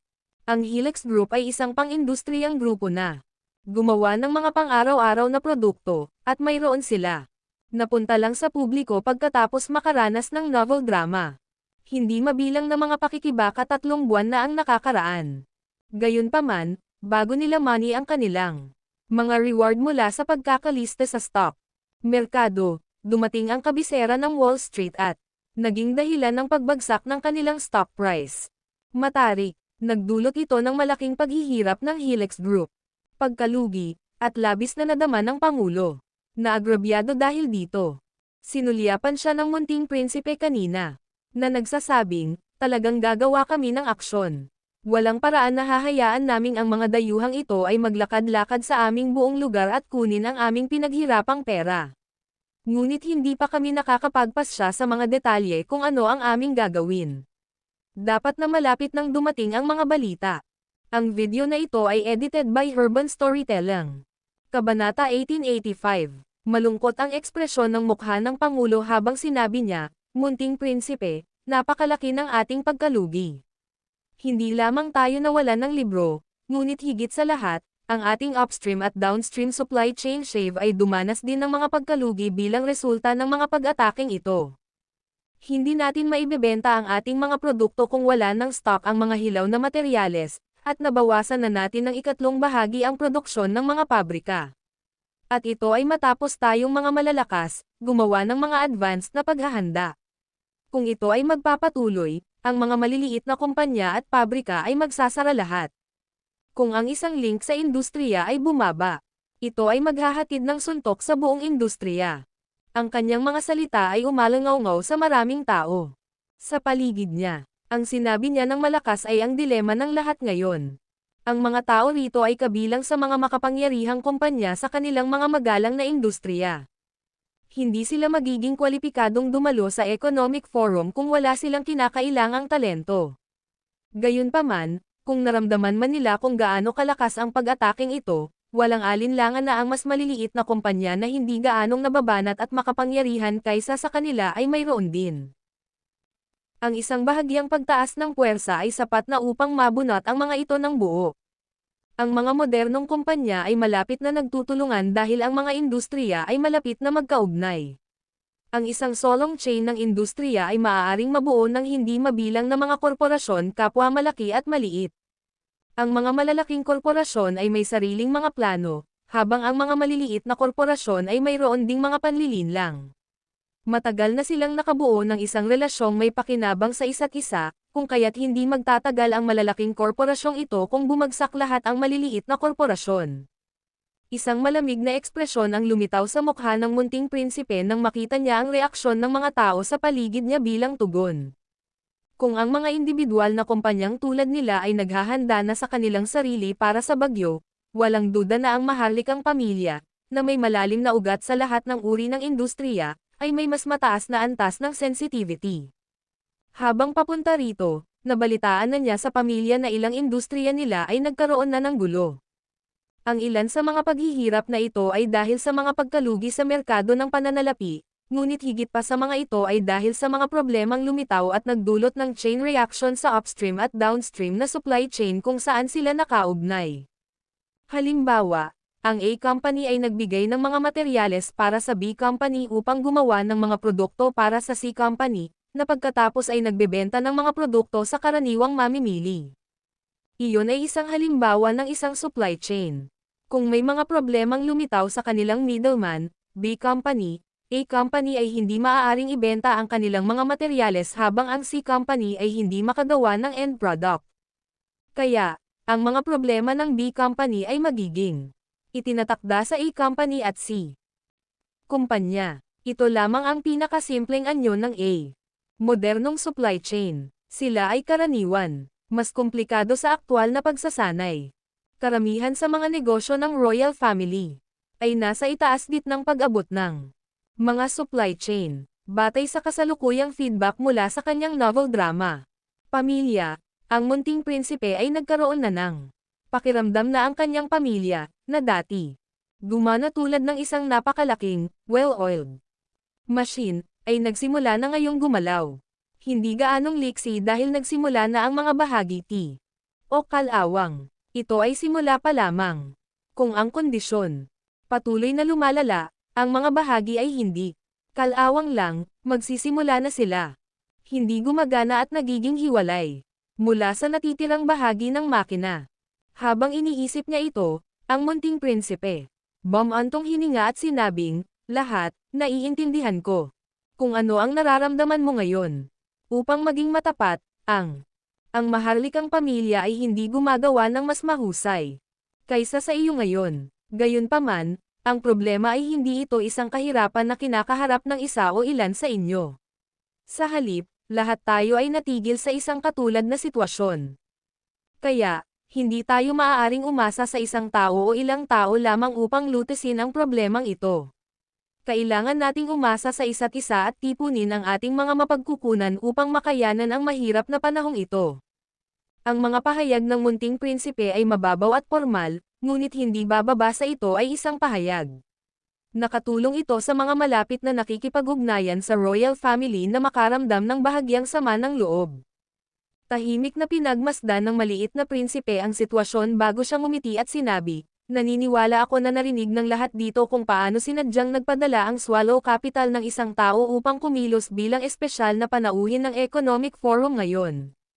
Oo naman, nagawa niyang pukawin ang interes ng lahat sa pangungusap na iyon. Ang video na ito ay edited by Urban Storytelling. Kabanata 1886, nakatanggap din ako ng balita. Hindi na sila pinagtataka ng munting prinsipe dahil agad niyang sinabi, dumating na ang mga tao mula sa Swallow Capital at nasa Shangri-La Hotel ngayon. Ang pangunahing bituin ay ang pangalawang in command sa pananalapi. Naniniwala ako na mas magaan ang pakiramdam ng lahat ngayon, tama ba? Sa Summerland, wala nang nagutos pa. Paggalang kaysa ginawa ng nakatataas noong sila. Gumawa ng hitsura, not to mention na second in command siya ng isang lehitimong departamento. Nangangahulugan ito na ang Swallow Capital ay sumusuporta sa lahat dito. Agad na lumiwanag ang kapaligiran ng venue. Kinawayan ng maliit na prinsipe ang kanyang mga kamay at sinabing, sige, kara-rating ko lang, at dumating ako ng maaga dahil sa palagay ko ay mag-aalala kayo. Ngayong nasabi ko na sa inyo ang balita, mangyaring tumira at hintayin ang mga sasakyan na ipapadala upang ihatid kayo sa Pearl Tower bago magsimula ang Economic Forum. Aalis na ako dahil marami pa akong dapat asikasuhin. Magalang tunog bulungan tumaas bilang. Nagmamadaling umalis ang munting prinsipe para tumungo patungo sa Shangri-La Hotel. Yung iba nasa kwarto na ni Jasper. Nang dumating ang munting prinsipe, tumangala ang munting prinsipe at napansin na Panginoon Alvarado, Moses, at Simpson. Lahat sila nakatingin sa kanya. Bakit ka nakatingin sa akin? Yung mga mata mo, kasing laki ng mga bamilya. Ang iritableng munting prinsipe ay biglang sabi A. As he flopped on the couch, grabbed A. Uminom, at samubo ng ilan. Mouthfuls bago sinabing, the asterisk man it, I've. Sobrang nababalisa tungkol sa lahat ng kalokohang ito kamakailan. Ang mga Amerikanong ito ay gustong sirain ang ating gulugad. Yung taga-Raydan pala, hindi darating. Tumangala ang munting prinsipe kay Jasper at, sabi nila magsasaka sila at hindi kaya. Maabala sa paghalo sa ating mga usapin. Raydan, magsasaka, ang pamilya Habers. Tanong ni Lord Alvarado habang nakakunot ang noo. Tumango ang munting prinsipe at iritadong sinabi. F*** King hell, kung hindi tahasan si Jasper. Iniaya sa kanila, hindi ako mapakali. Kasama ang grupong iyon. Napakayabang nila. Bakit? Hindi ba sila lalapit at magpakitang gilas? Waterloo City kung sila talaga. Kaya, kilala mo naman si Channing Habers diba? Ikaw. We're on pretty good terms with that son o. Fab asterisk ilang taon na ang nakalipas. Tumango si Lord Alvarado at sumagot, ako. Kilalanin siya. Siya ay isang napaka-idiotic na tao. Siya yon, hindi ko alam kung anong pumasok kanya sa pagkakataong ito, ngunit hindi lamang siya nagpakita o one any respect, binaba niya ang phone o. Ako din. May sinabi siya tungkol sa kung paano walang karapatan ang mga Southern Barbarians makialam sa mga gawain ni Raydan. Natawa si Lord Alvarado sa nagagalit na novel drama. Ekspresyon sa mukha ng munting prinsipe at, sabi, totoo, ganyan ang tanga. Ang personalidad ay parang, pero simula nung ginawa niya, magkaroon ng sasabihin sa mga bagay na kasing halaga ng ito. I bet he's got recognition from his pamilya. Minasahe ni Jasper ang pagitan niya. Kilay. Ang lalawigan ng Raydon ay may matabang itim na lupa na nakaunat ng milya-milya at isinasaalang-alang. Ang pinakamalaking lugar ng agrikultura sa Summerland. Ang pamilya Habers ay nagmamay-ari ng isang malaking negosyo na pangunahing gumagawa ng mga butil at pagmamay-ari. Ilang daang libong ektarya ng lupa. Bale kung ayaw nila. Halika. Tumawa si Jasper at sinabing, hindi mo kailangan magalit, Little Prince. Maaari kong garantiya. Dadating silang umiiyak at magmamakaawa sa'yo. Ang forum. Maaari mo silang tratuhin gayunpaman. Please naman. Napasigaw ang munting prinsipe nang marinig niya. Iyon at sinabing, Jasper, nagyayabang ka. Ang mga tao mula sa Raydon ay palaging may masamang ugali, at wala silang pakialam tungkol sa paggalang sa iyo kapag sila nangingibabaw ang katigasan ng ulo. Sigurado ka ba sa ito? Ang video na ito ay edited by Urban Storytelling. Kabanata 1887. Katatapos lang magsalita ng munting prinsipe nang tumunog ang kanyang telepono.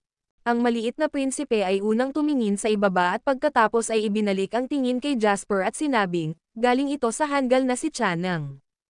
Hindi na masyadong inisip iyon ni Jasper nang iabot niya ang kanyang kamay at sinabing, hayaan mo akong sagutin ito. Ngumisi ang munting prinsipe at sinabing, sige, dahil pinilit mo. Tikman mo kung gaano ka-arrogant itong si Raydon na tulala. Ibinigay na ng munting prinsipe ang kanyang telepono kay Jasper nang matapos itong magsalita. Sinagot ni Jasper ang telepono at inilagay ito sa speaker mode para makinig ang lahat. Pagkatapos, sinabi niya, hello, ako si Jasper Lane. Halatang nagulat ang nasa kabilang linya. Pagkatapos, boses ng isang binata ang nagsabi, Jasper Lane. Hindi ko pa narinig ang pangalang iyon. Hindi ba ito ang numero ng telepono ng munting prinsipe? Hilingin sa kanya na sagutin ang telepono. Magsasalita pa sana si Jasper nang marinig niya ang pag-uusap sa kabilang linya. Pagkatapos, ang kausap niya ay nagbago sa boses ng isang medyo may edad na. Magandang araw, Mr. Lane. Ako si Weston Habers mula sa Grandland Corporation, ang ama ni Chanang. Nagkaroon ng hindi pagkakaunawaan ngayon lang dahil hindi alam ng anak ko kung sino ka. Mangyaring huwag ipagtapat sa kanya. Bahagyang ipinikit ni Jasper ang kanyang mga mata at sinabing, Mr. Habers, umaasa akong dadalo ka sa Economic Forum. Kaya nga pinakiusapan ko ang anak ko na tawagan ito sa telepono dahil gusto kong mag-alok ng paliwanag sa munting prinsipe. Mas mabuti pang ikaw na mismo ang sumagot ng telepono, Mr. Lane. Ako na mismo ang magpapaliwanag sa iyo. Wala akong intensyon na dumalo sa tinatawag na Economic Forum na ito. Hindi ba ito ay ganap na kusang loob? Hindi ko akalain na maaari mo akong pilitin na dumalo, di ba? Nang marinig ni Lord Alvarado ang pekeng kasayahan sa boses ni Weston, yumuko siya sa munting prinsipe na may nagtatampo na ekspresyon sa mukha at bamulong, ang mas matanda ay mas siksik kaysa sa nakababata. Paano kayang palakihin ng mas matanda ang isang tulala na bata kung hindi siya siksik? Sabi ni Little Prince na may kasamang huff. Gayunpaman, hindi pinansin ni Jasper ang kanilang mga pag-ungol at mahinahong sumagot, syempre, ito ay ganap na kusang loob. Walang pipilitin na dumalo ka kung ayaw mo, Mr. Habers. Gayunpaman, ako mismo ay umaasa na maaari ka pa ring lumahok, dahil ang Wall Street ay kasalukuyang nagpaplano na maglunsad ng palihim na pag-atake sa domestic financial market. Bago pa matapos magsalita si Jasper, pinutol siya ni Weston at sinabing, Mr. Lane, wala akong oras o interes na makinig sa mga bagay na ito. Ano ang kinalaman ng stock market sa amin? Si Jasper, na matagal nang hindi naantala, ay mahinahong sinabi, ngunit ang presyo ng butil sa futures market ay isang bagay na nag-aalala sa iyo, tama ba? Tumawa si Weston at sinabing, oo, ito. Medyo nag-aalala sa akin, ngunit hindi ba ang mga presyo? Tumataas ngayon. Magandang balita ito para sa atin. Magsasaka. Naintindihan naman agad ni Jasper nang siya narinig iyon. Si Weston ay isang tulala. At the very most, siya ay isang tulala na sinamantala ang mga dibidendo na naipon sa paglipas ng panahon at ginamit ang mga ito upang gumawa ng isang bagay sa kanyang sarili. Walang kwenta ang pagtatangkang magsalita ng sense. Sa isang idiot. Sige, nakikita ko ang ibig mong sabihin, Mr. Habers. Kaya lang, hindi na nag-abalang maghintay si Jasper kung may sasabihin si Weston sa harap niya. Ibinaba ang telepono. Madilim ang mukha ni Jasper habang siya tumayo at nagsabi, lahat, mangyaring maghintay. Ako, may kailangan akong asikasuhin, at babalik ako kaagad. Masayang tanong ng Little Prince, ganon ka ba? Galit na kailangan mo ng isang lugar para sa pagbuga. Galit na sagot ni Jasper, vent. I've maubusan ng pasensya. I don't think I can wait until the forum end bago ako gumawa ng gulo para sa pamilya Habers. Kung hindi sila mapakali sa anumang bagay, pagkatapos ay tuturuan ko sila ng isang leksyon para sa pagiging napakaliit ng pananaw tungkol sa hinaharap. Pinanood ni Lord Alvarado si Jasper na lumabas ng pinto bago tumango at nagtanong, may paraan ba si Jasper para turuan ang pamilya Habers ng leksyon sa napakaikling panahon? Hindi naman realistic, di ba? Halos hindi maabot ang pamilya Habers.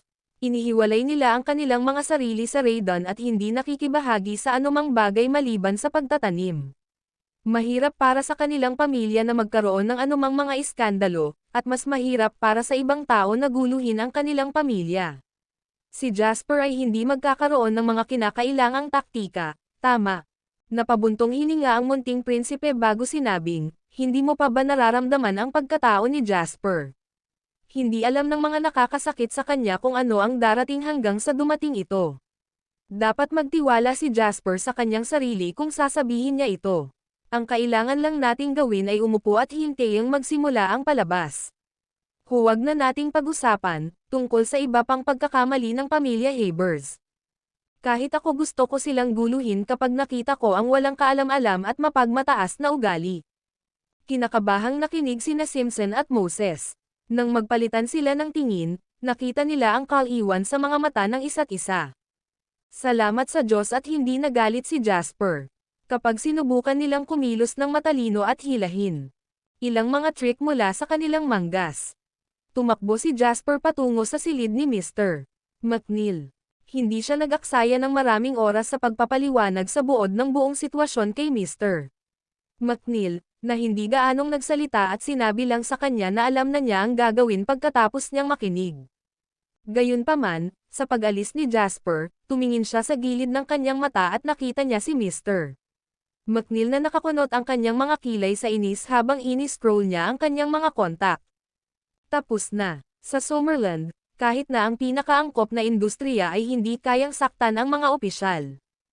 Ang industriya ng agrikultura ay isang napakaangkop na lugar. At hiwalay na industriya na bihirang kailanganin upang bumuo ng isang supply chain sa anumang iba pang mga industriya. Maaari nilang duminahin ang merkado sa kanilang sarili. Ito ang dahilan kung bakit kayang-kaya ng pamilya Habers na huwag isaalang-alang ang sinuman.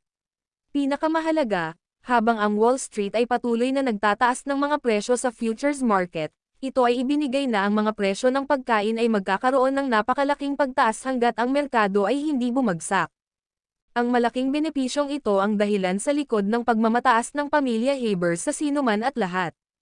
Gayunpaman, ang problema ay maaari niyang huwag pansinin ang maliit na prinsipe. Pwede rin niyang hindi pansinin si Jasper. Paano ang mga opisyal? Ang mga labi ni Jasper ay pumulupot pataas sa isang nasisiyahang ngiti habang naglalakad pabalik sa kanyang silid. Sige, magsisimula ang forum sa loob ng halos 2 oras. Tinipon ko ang lahat dito bago iyon dahil mayroon akong ipaalam sa iyo ng maaga tungkol sa...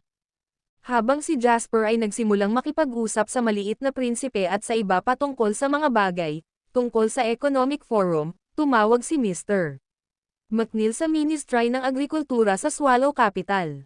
Makalipas ang ilang minuto, direktang tumawag ang Ministry ng Agrikultura sa Departamento ng Pangangasiwa ng Pagkain at Gamot ni Raiden. Kasabay nito, si Mr. McNeil ay gumawa ng pangalawang tawag sa telepono sa opisina ng mahistrado sa Raydon, novel drama. Pagkatapos, ang pangunahing pinuno sa Raydon's Department of Food and Drug Administration ay agad na tumungo sa opisina ng mahistrado ni Raydon. Nagkaroon ng maikling talakayan ang dalawang partido bago gumawa ng desisyon. Ilulunsad nila ang isang komprehensibong pagsusuri ng pinakamalaking pribadong pag-aari ng Raydon na nagpapalaki ng pananim at kumpanya sa marketing, ang Grandland Corporation. Ang lahat ng iba pang aktibidad ay ititigil sa buong tagal ng pagsusuri. Sa mas madaling salita, nangangahulugan ito na inaagaw nila ang kumpanya.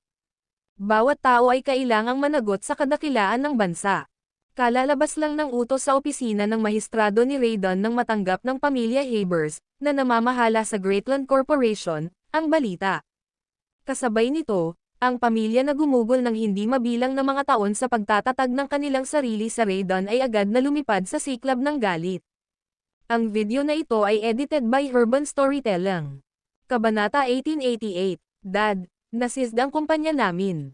Review. Maya-maya pa nang marinig ni Chaneng ang balita, tumakbo siya papunta sa opisina ni Weston. At tumagos sa tanong na ito. Noon lang, nagkakaroon ng isang emergency meeting kasama ang ilan sa mga tito ni Chaneng. Malungkot ang ekspresyon ni Weston. Mukha habang sinasabi, nakuha na. Kaka-novel drama ko lang. Ang balita na ang mga tao mula sa pagbubuwis, departamento at kagawaran ng pagkain at dumating na ang Drug Administration sa punong tanggapan ng kumpanya. Halos lahat ng ating ang lupa ay tinatakan. Nanginginig ang mga kalamnan sa mukha ni Weston. Nagsalita siya. Siya ay hindi kailanman nagkaroon ng isang bagay. Ganito ang nangyayari sa loob ng maraming taon niya. Ay namamahala sa pamilya Habers. Negosyo. Paanong posible iyon? Paano ang ating kaibigan at kontak sa mga iyon? Mga departamento. Anong sabi nila? Gulat na tanong ni Chaneng. Bilang tagapagmana, alam na alam niya iyon. Ang kanyang pribilehiyo at kapangyarihan ay nagmula sa kanya. Pamilya. Mahihirapan din siya kung ang kanya. Nahirapan ang negosyo ng pamilya. Nababahala ito sa bawat aspeto ng kanyang buhay, gayon din sa. Siyempre galit na galit siya. Ang mukha ni Weston ay isang maputlang lilam ng berde bilang. Sabi niya, walang silbi. Walang pakinabang. Dahil ang order ay galing mismo sa opisina ng mahistrado ng lalawigan. Walang makakaya di. O kahit ano tungkol dito. Sinong maglalakas loob na pumunta? Ang mahistrado ng probinsya at naglagay ng tulong. Isang magandang salita para sa atin. Walang saysay iyan. Hindi namin ginawa. Masaktan ang sinuman. Nasa gitna niya si Chaneng. Pangungusap ng magtama ang tingin niya kay Weston. Sumikat ang pangalan sa ama at isip ng anak, Jasper Lane. Sinigaw ni Chaneng ang dalawang salitang iyon. Pagtataka. Ngunit tinapos lang namin ang aming tawag sa telepono. Noong nakaraan, may hawak ba siyang ganoong kalaking kapangyarihan? Kalahating oras lang ang kailangan niya para makipag-ugnayan sa mahistrado at gamitin ang kanyang kapangyarihan para guluhin tayo. Ang dismayadong bulalas ni Chaneng ay naging dahilan upang mas lalong pumuti ang mukha ni Weston. Maya-maya lang ay nagring ang phone ni Weston. Galing ito sa isang kaibigan na nagtatrabaho sa Swallow Capital. Tanong ko sa kanya para tingnan. Isang bagay kanina. Hayaan mo muna akong kunin ito. Napabuntong hininga ang lahat ng nasa opisina at napatitig kay Weston nang marinig ang sinabi nito. Walang nang ahas gumawa ng ingay. Mr. Hado, ako po ito, Weston, agad na sabi ni Weston pagkatapos sagutin ang telepono. Hindi niya inasahan na ang taong nasa kabilang linya ay nasa isang mas malaking takot kaysa sa kanya. Weston, anong ginagawa mo? Paano mo na-offend ang Swallow Capital ngayon? Nalugmok si Weston nang sabihin niya, Mr. Hado, alam mo kung ano ako. Lagi akong nananatili sa Raydon at walang kaugnayan sa Swallow Capital maliban sa iyo. Paano ko nagawang masaktan ang Swallow Capital? At saka, paano magkakaroon ng lakas ng loob ang isang maliit na pamilya na tulad ko na itapon ang ating timbang sa isang lugar tulad ng Swallow Capital? Hindi mo man lang aaminin sa akin. Ang nasa kabilang dulo ng linya ay halatang galit sa sinabi niya, Naglibot-libot na nagtatanong tungkol sa iyo at sa sobrang takot ay napawisan ako ng malamig. Sabihin mo sa akin, hindi ka dumadalo sa Economic Forum sa Waterhoof City ngayon, tama ba? Galit na sabi ni Weston, hindi ako pumapasok. Wala naman itong kinalaman sa akin. Teka, kriminal ba ako dahil lang sa ayaw kong dumalo sa isang forum? God, hindi naman magiging isyo kung hindi ka dumalo, pero hindi ka dapat naging final sa mga salita mo. Not to mention, sinabi mo kay Jasper Lane. Do you know what kind of person he is? Napabuntong hininga si Mr. Hado at sinabing, sa papel, tatalakayin ng Economic Forum na ito na hino-host ni Jasper Lane ang pribadong kapital, ngunit sa totoo lang, marami itong suporta mula sa mga opisyal. Alam mo ba kung sino ang dumadalo? Mr. Si McNeil mismo mula sa Ministry of Finance ay dumadalo dito kasama ang kanyang mga tao. Bulalas ni Weston, paano ito posible? Si Jasper ay isang negosyante lamang. Negosyante nga siya, pero hindi mo ba napagmasdan kung sino ang pinagtatrabahuhan niya ngayon? Nagtatrabaho siya para sa bansa. Ngayon, umaasa ang Swallow Capital. Jasper na umakyat at mamuna. Malungkot na sinabi ni G. Hado, ang kasalukuyang sitwasyon ay nais ng kanluran na maglunsad ng palihim na pag-atake sa domestic financial market at ibagsak ang pag-unlad ng ekonomiya ng Summerland. Kung isa sa alang-alang mo ito, si Jasper ay angkop na maging pinuno sa pribadong kapital. Siya ang nag-host ng Economic Forum na ito upang malutas ang usaping ito. Pero tingnan mo ang ginawa mo. Tumanggi kang makisali sa bagay na ito dahil lang sa tumataas ang presyo ng palay. Maaaring baliwalain iyon, ngunit tingnan mo ang ugali na ipinakita mo kay Jasper, pati na rin ang paraan ng pakikipag-usap mo sa kanya. Alam mo ba kung paano ka kumilos? Kung mabait sila matatawag kang selfish, kung sila ay nagpasya na palakihin ang mga bagay, ikaw ay magiging isang traidor na may dalawang mukha. Ito ay hindi lamang Weston, ang kabuuan ng naramdaman ng pamilya Habers ang patong ng malamig na pawis. Nabuo sa kanilang mga noo kapag narinig nila na lumitaw ang mga natarantang ekspresyon. Kanilang mga mukha, Mr. Hado, alam mo kung anong uri ng tao ako. Wala ako niyan. Intensyon. Nagmamadaling paliwanag ni Weston. So what if I know?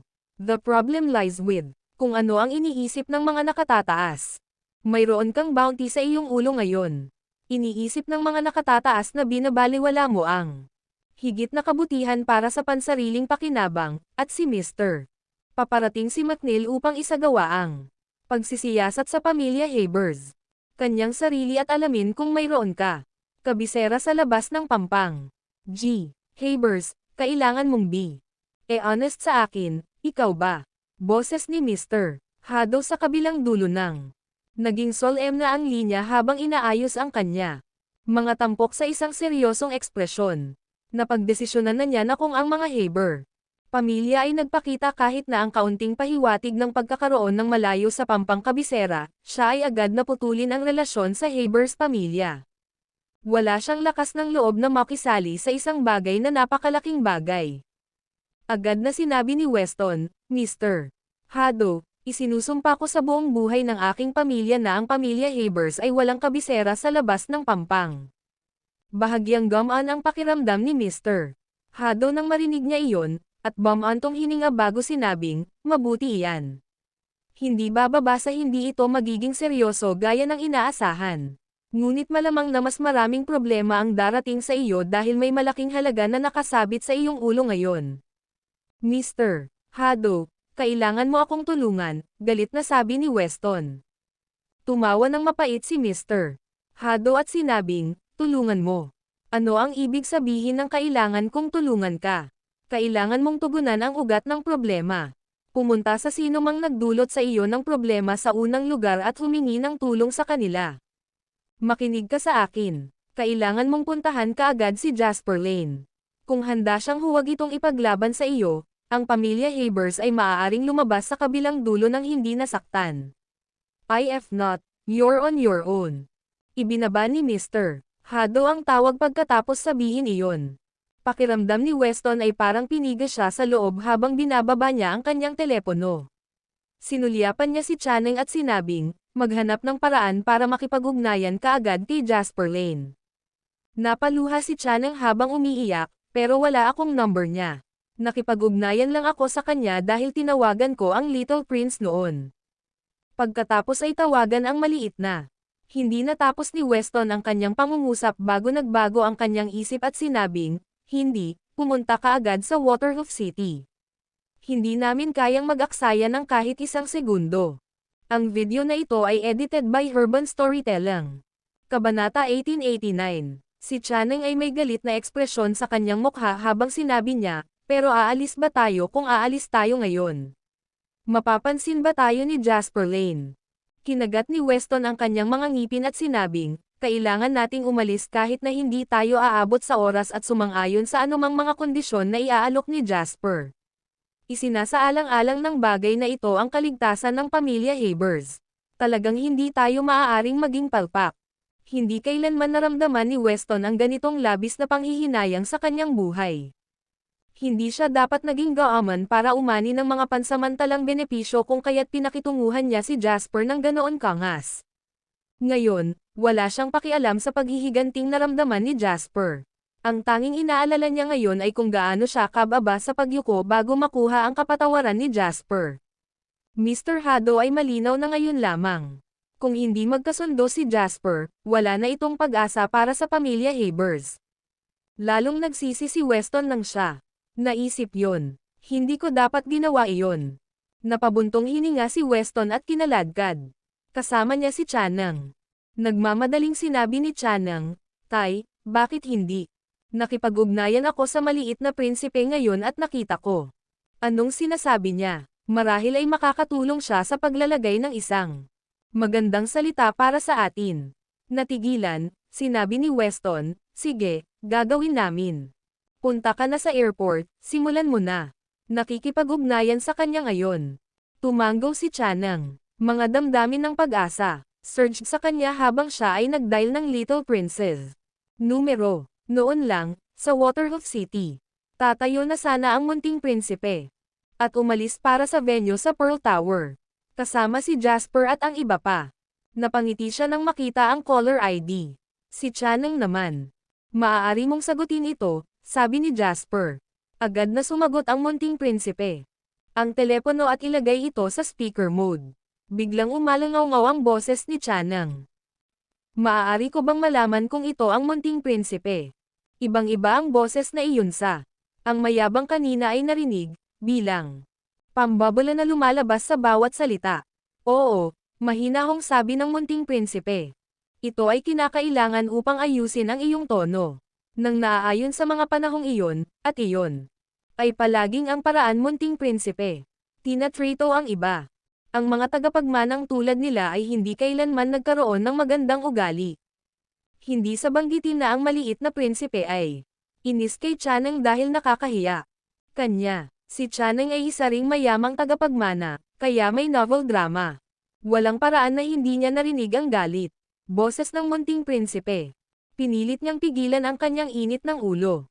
At squeezed a smile on his face as he sabi, Little Prince, iniisip ko kung maaari kang tumulong sa paglalagay ng isang magandang salita para sa akin Oh Mr. Lane. Ipaalam lang sa kanya na naiintindihan namin na kami ang may kasalanan ngayon at papunta na kami sa Waterhoof City. Alam namin na dapat kaming humingi ng tawad kay Mr. Lane ng personal, at handa kaming tuparin ang anumang utos na ibibigay niya sa amin. Munting prinsipe, pakiusap, kailangan mo akong tulungan. Ako ay may utang na loob sa iyo magpakailanman. Nang matapos magsalita si Chanang, lahat, pati na ang munting prinsipe, ay tumingin kay Jasper na parang Diyos. Hindi nila akalain na ang pupunta sa kanila ang pamilya Habers kasama ang kanilang mga buntot sa pagitan ng kanilang mga binti makalipas ang ilang sandali. Tuturuan daw sila ni Jasper aralin. Paano niya nagawa iyon? Kahit na ang munting prinsipe at Panginoon Alvarado, na mga eksperto din sa paglalaro at pagmamanipula ng iba, maaaring magkaroon ng kahulugan nito. Gayunpaman, hindi iyon tumigil sa maliit ang mood ng prinsipe mula sa pagbuti ng husto. Tanga ka, humihingi ka ng tawad ngayon. Anong ginagawa mo kanina? Tumanggi kang dumalo noong inanyayahan kita. Ngunit ikaw ay sniveling at squeeze iyong daan sa ngayon. Anong klaseng lugar ka? Sa tingin mo ito? At hinihiling mo sa akin na maglagay ng mabuti. Salita para sa'yo. F*** off. Ibinaba ng munting prinsipe ang telepono pagkatapos ng H. Tapos na. Hahaha, nakakatuwang iyon. Ngumisi ang munting prinsipe kay Jasper at sabi, kailangan kong ibigay sa iyo ang aking sombrero para dito. Isa, laging ganyan ang tulala na si Chaneng. Itinapon ang kanyang timbang sa paligid dahil siya. Alam niyang napakahiwalay ng kanyang pamilya sa Raydon. Na walang makakagawa sa kanya. Siya ay palaging mayabang, ngunit siya ay isang sumisinghot na B** ngayon. Ito ay F** King. Kamangha-mangha. Si Lord Alvarado ay tumingin kay Jasper ng may pagtataka. At tinanong, paano mo ito nagawa? Wala itong kinalaman sa akin. Tumawa si Jasper at sinabing, nakatira siya sa isang liblib na lugar, ngunit hindi ganoon kahirap. Abutin pa siya. Akala ba nila gagawin nila? Invincible pa rin kung talagang nagalit sila No official. Parehong naramdaman ni na Simpson at Moses ang likuran ng nanlamig ang leeg nila nang marinig iyon. Hindi naisip ni Jasper na si Habers iyon. Pamilya ay isang puwersa na dapat isaalang-alang. Kung si Jasper ay hindi nag-alala na ang mga ito masama, masisira ng mga mansanas ang buong bangkos. Lumilikha ng masamang kapaligiran na nag-uudyok. Panik sa loob ng iba, hindi niya gagawin. Kahit na nag-abala sa pakikitungo sa kanila.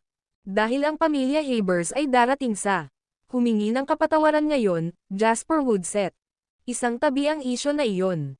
Ang oras ng kaganapan ay malapit na bilang ang sumakay ang grupo sa Pearl Tower. Napakaganda ng landmark ng Waterhoof City na ito. Mas tahimik kaysa karaniwan ngayon. Mga karaniwang turista. Mula sa lahat ng bahagi ng mundo ay napalitan ng suot na mga security guard. Tagmang uniforme. Ilang reporters ang hindi pumasok sa venue pa, as they were hoping for a pagkakataong makilala ang mga bigwig sa kanilang pagpasok. Si Jasper at ang kumpanya ay, walang duda, ang pinakamalaking bigwigs ng araw. Nagsitakbuhan ang mga reporter nang makita nila si Jasper. Agad namang umikot ang mga security guard sa paligid ni Jasper at sa iba pa. Itataboy na sana nila ang mga reporter nang huminto si Jasper sa kanyang mga hakbang. Ang mga reporter ay kilala bilang mga hindi kilalang hari. Nagkaroon sila ng love-hate relationship sa mga superstar, ngunit hindi sila nang ahas na saktan sila. Gayunpaman, nakadepende rin ito sa uri ng tao noon. Ilang reporter ang nang-ahas na kumilos ng walang ingat kapag nag-aalala si Jasper. Ito ay dahil hindi umaasa si Jasper sa kanilang pag-uulat para sa kanyang kita, at siya ay lubos na iginagalang sa loob ng komunidad. Kaya naman, ang mga reporter na ito ay nakakaramdam ng likas na takot sa tuwing nakikilala nila si Jasper. Gayunpaman, ang pag-uugali ni Jasper ngayon ay magiliw. Thank you for waiting here, guys, pero marami talaga akong gagawin. Let's make a deal. Gagawa tayo ng 3 tanong. Sa ganoong paraan, makakabalik ka na may ipapakita habang maaari akong pumunta sa itaas at tapusin ang aking mga usapin. Isang mainit na pakiramdam ang bum-alot sa mga reporter nang marinig nila ang sinabi ni Jasper. Hindi nakakagulat na siya ang modelong negosyante ng bansa. Ang kanyang poise at ugali ay ibang-iba sa mga yumaman sa isang gabi. Mr. Lane, ano ang paksa ng talakayan nitong Economic Forum? May kinalaman ba ito sa napakalaking pagbabago sa domestic financial market kamakailan? Mabilis na kumilos ang isang reporter at siya ang unang nagtanong. Sa mahigpit na pagsasalita, ito ay 2 tanong. Ngunit sasagutin ko ang 2 ng sabay.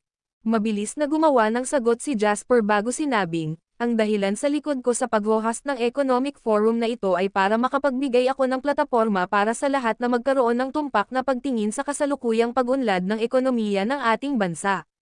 Ito ay upang matipon natin ang lahat ng ating mga industriya at tipunin ang ating pinakamalaking lakas upang matulungan ang kapaligiran ng negosyo sa ating bansa na maging mas organisado at formal.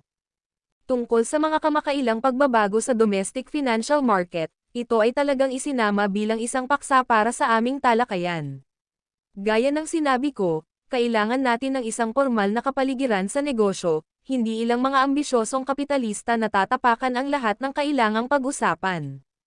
Napaka-pormal ng pahayag ni Jasper, ngunit walang duda ang kanyang mabangis na espiritu ay nakabalot sa loob nito. Ang video na ito ay edited by Urban Storytelling. Kabanata 1890. Isang kislap ang lumitaw sa mga mata ng mga reporter. Nang marinig nila ang sinabi ni Jasper, bagamat hindi nila mababago ang mga salita, sinasalita ng isang major figure tulad ni Jasper, sila ay pinahintulutang magtimbang sa kanilang mga opinyon. Magkakaroon sila ng atensyon-grabang pamagat sa sandaling idinagdag nila sa kanilang mga opinyon. Kaya, hinayaan ng mga mamamahayag ang kanilang mga katanungan. Malayang damaloy, kaysa sa katotohanang walang host sa panatilihin ang kaayusan, ang gulo ay sinadya iyon. Kahit ano ay maaaring mangyari. Narinig pa ni Jasper ang isang matapang na reporter na nagtanong kung ay isinasaalang-alang ang paglulunsad ng isang haka-haka. Pag-atake sa Estados Unidos, King Hell, kahit sinong may kahit isang onsa o. Kung malalaman ito ng kaalaman sa pananalapi, imposibleng maglunsad ng speculative attack o endolyar ng Estados Unidos. Ito ay tulad ng isang walang kaalam-alam na tanong na napagdesisyonan ni Jasper. Huwag pansinin ito, Mr. Lane. I heard a rumor that there will maging ilang opisyal na bisita na dadalo dito.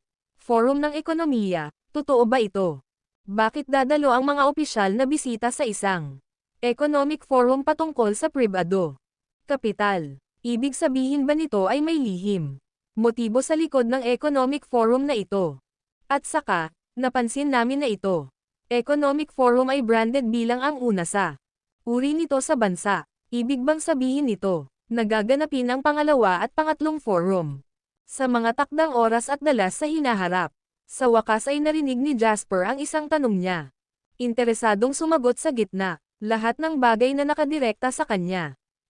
Sinulyapan ni Jasper ang gwapo reporter, na namula sa excitement. Nang mapansin niyang nagpapansinti si Jasper o kanya, at sinabing, una, masasabi ko sa kumpiyansa na aming iniimbitahan mga opisyal ng gobyerno sa ekonomiyang ito. Forum. Pagkatapos ng lahat, kailangan natin ng tamang payo novel drama at gabay mula sa mga opisyal kung gusto natin magdala ng kaayusan sa ating mga pamilihan. Kaya, hindi nakakagulat na nag-extend kami ng formal imbitasyon sa mga opisyal na ito na maging ating mga espesyal na panauhin. Sobrang supportive nila sa amin all this while. Tungkol sa mga ulterior motives na sinasabi mo, hindi ako sigurado kung ano ang ibig mong sabihin, ngunit masisiguro ko sa iyo na ang lahat ay ganap na makatarungan at marangal. Walang anumang pagsasabwatan na nangyayari. Kailangan nating obserbahan ang mga merkado at tukuyin kung ito ay isang angkop na oras upang mag-host ng isang economic forum, ngunit umaasa ako na ito ay magiging normal, dahil kailangan natin ng mga ganoong platform na nagpapahintulot sa mga tao na malayang makipag-usap sa isa't isa. Mag-host tayo ng pangalawa at pangatlo sa hinaharap kung magkakaroon tayo ng pagkakataong gawin ito, ngunit kailangan muna nating magkaroon ng magandang simula. Sana ngayon ay mabigyan tayo ng gininto ang pagkakataon. Mr. Lane, ano ang iyong opinyon sa Half the Harbor Langdon na pinagsama at nakuha ang Lehman, at pagkatapos ay nagsampa ng pagkabangkarote makalipas ang kalahating buwan? Napangiti si Jasper nang marinig ang mga tanong na iyon. Ang ngiti ni Jasper ay may nakakaalam na tingin dito na para bang sinasabi niyang, kung alam mo, alam mo. Mabilis na dumaan ang balita. Iba't ibang anyo ng media ngayong ito ay o mas mahabang sikreto na Half the Harbor. Sinaksak ni Langdon at ng kanyang anak si J.W. Pundasyon sa likod. Kaya, lahat, nahulaan na matagal na sina Jasper at Joe. Simula nang putulin ang ugnayan sa isa't isa. Maaari din itong maobserbahan mula sa kung paano naglunsad si Jasper ng maraming pag-atake sa merkado sa pananalapi ng Estados Unidos samantalang Joe ay nagpunta sa upang sumanib at kumuha. Lehman. Nakakahiya naman. Iyon ang naging desisyon ni Jasper na sumagot. Tanong na iyon bilang ilang pares ng mga mata. Gutom na tumitig sa kanya. Mula sa teknikal na pananaw, ito ay malinaw na ito ay isang nabigong pamumuhunan ng bahagi ni Joe Langdon. Gayunpaman, dahil Pera niya yan, walang karapatan. Magkomento kung paano niya ito gustong gamitin. Madaling basahin ang ibig niyang sabihin noon. Who cares what a rich idiot like him? Gamit ang kanyang pera. Samantalang ang sinasabi niya na ito ay isang kahihiyan ay mababasa habang nakikita niya itong nakakatawa. Sige guys, nasagot na ang 3 tanong mo. Patawarin mo ako sa limitadong oras ko para sa iyo. I'll try my best to answer more questions and quench your curiosity if I have the chance to do so in the future, but I really have to go now. Nagtaas ng mga braso si Jasper na humihingi ng paumanhin habang naglalakad patungo sa Pearl Tower habang napapaligiran ng kanyang grupo ng mga tao.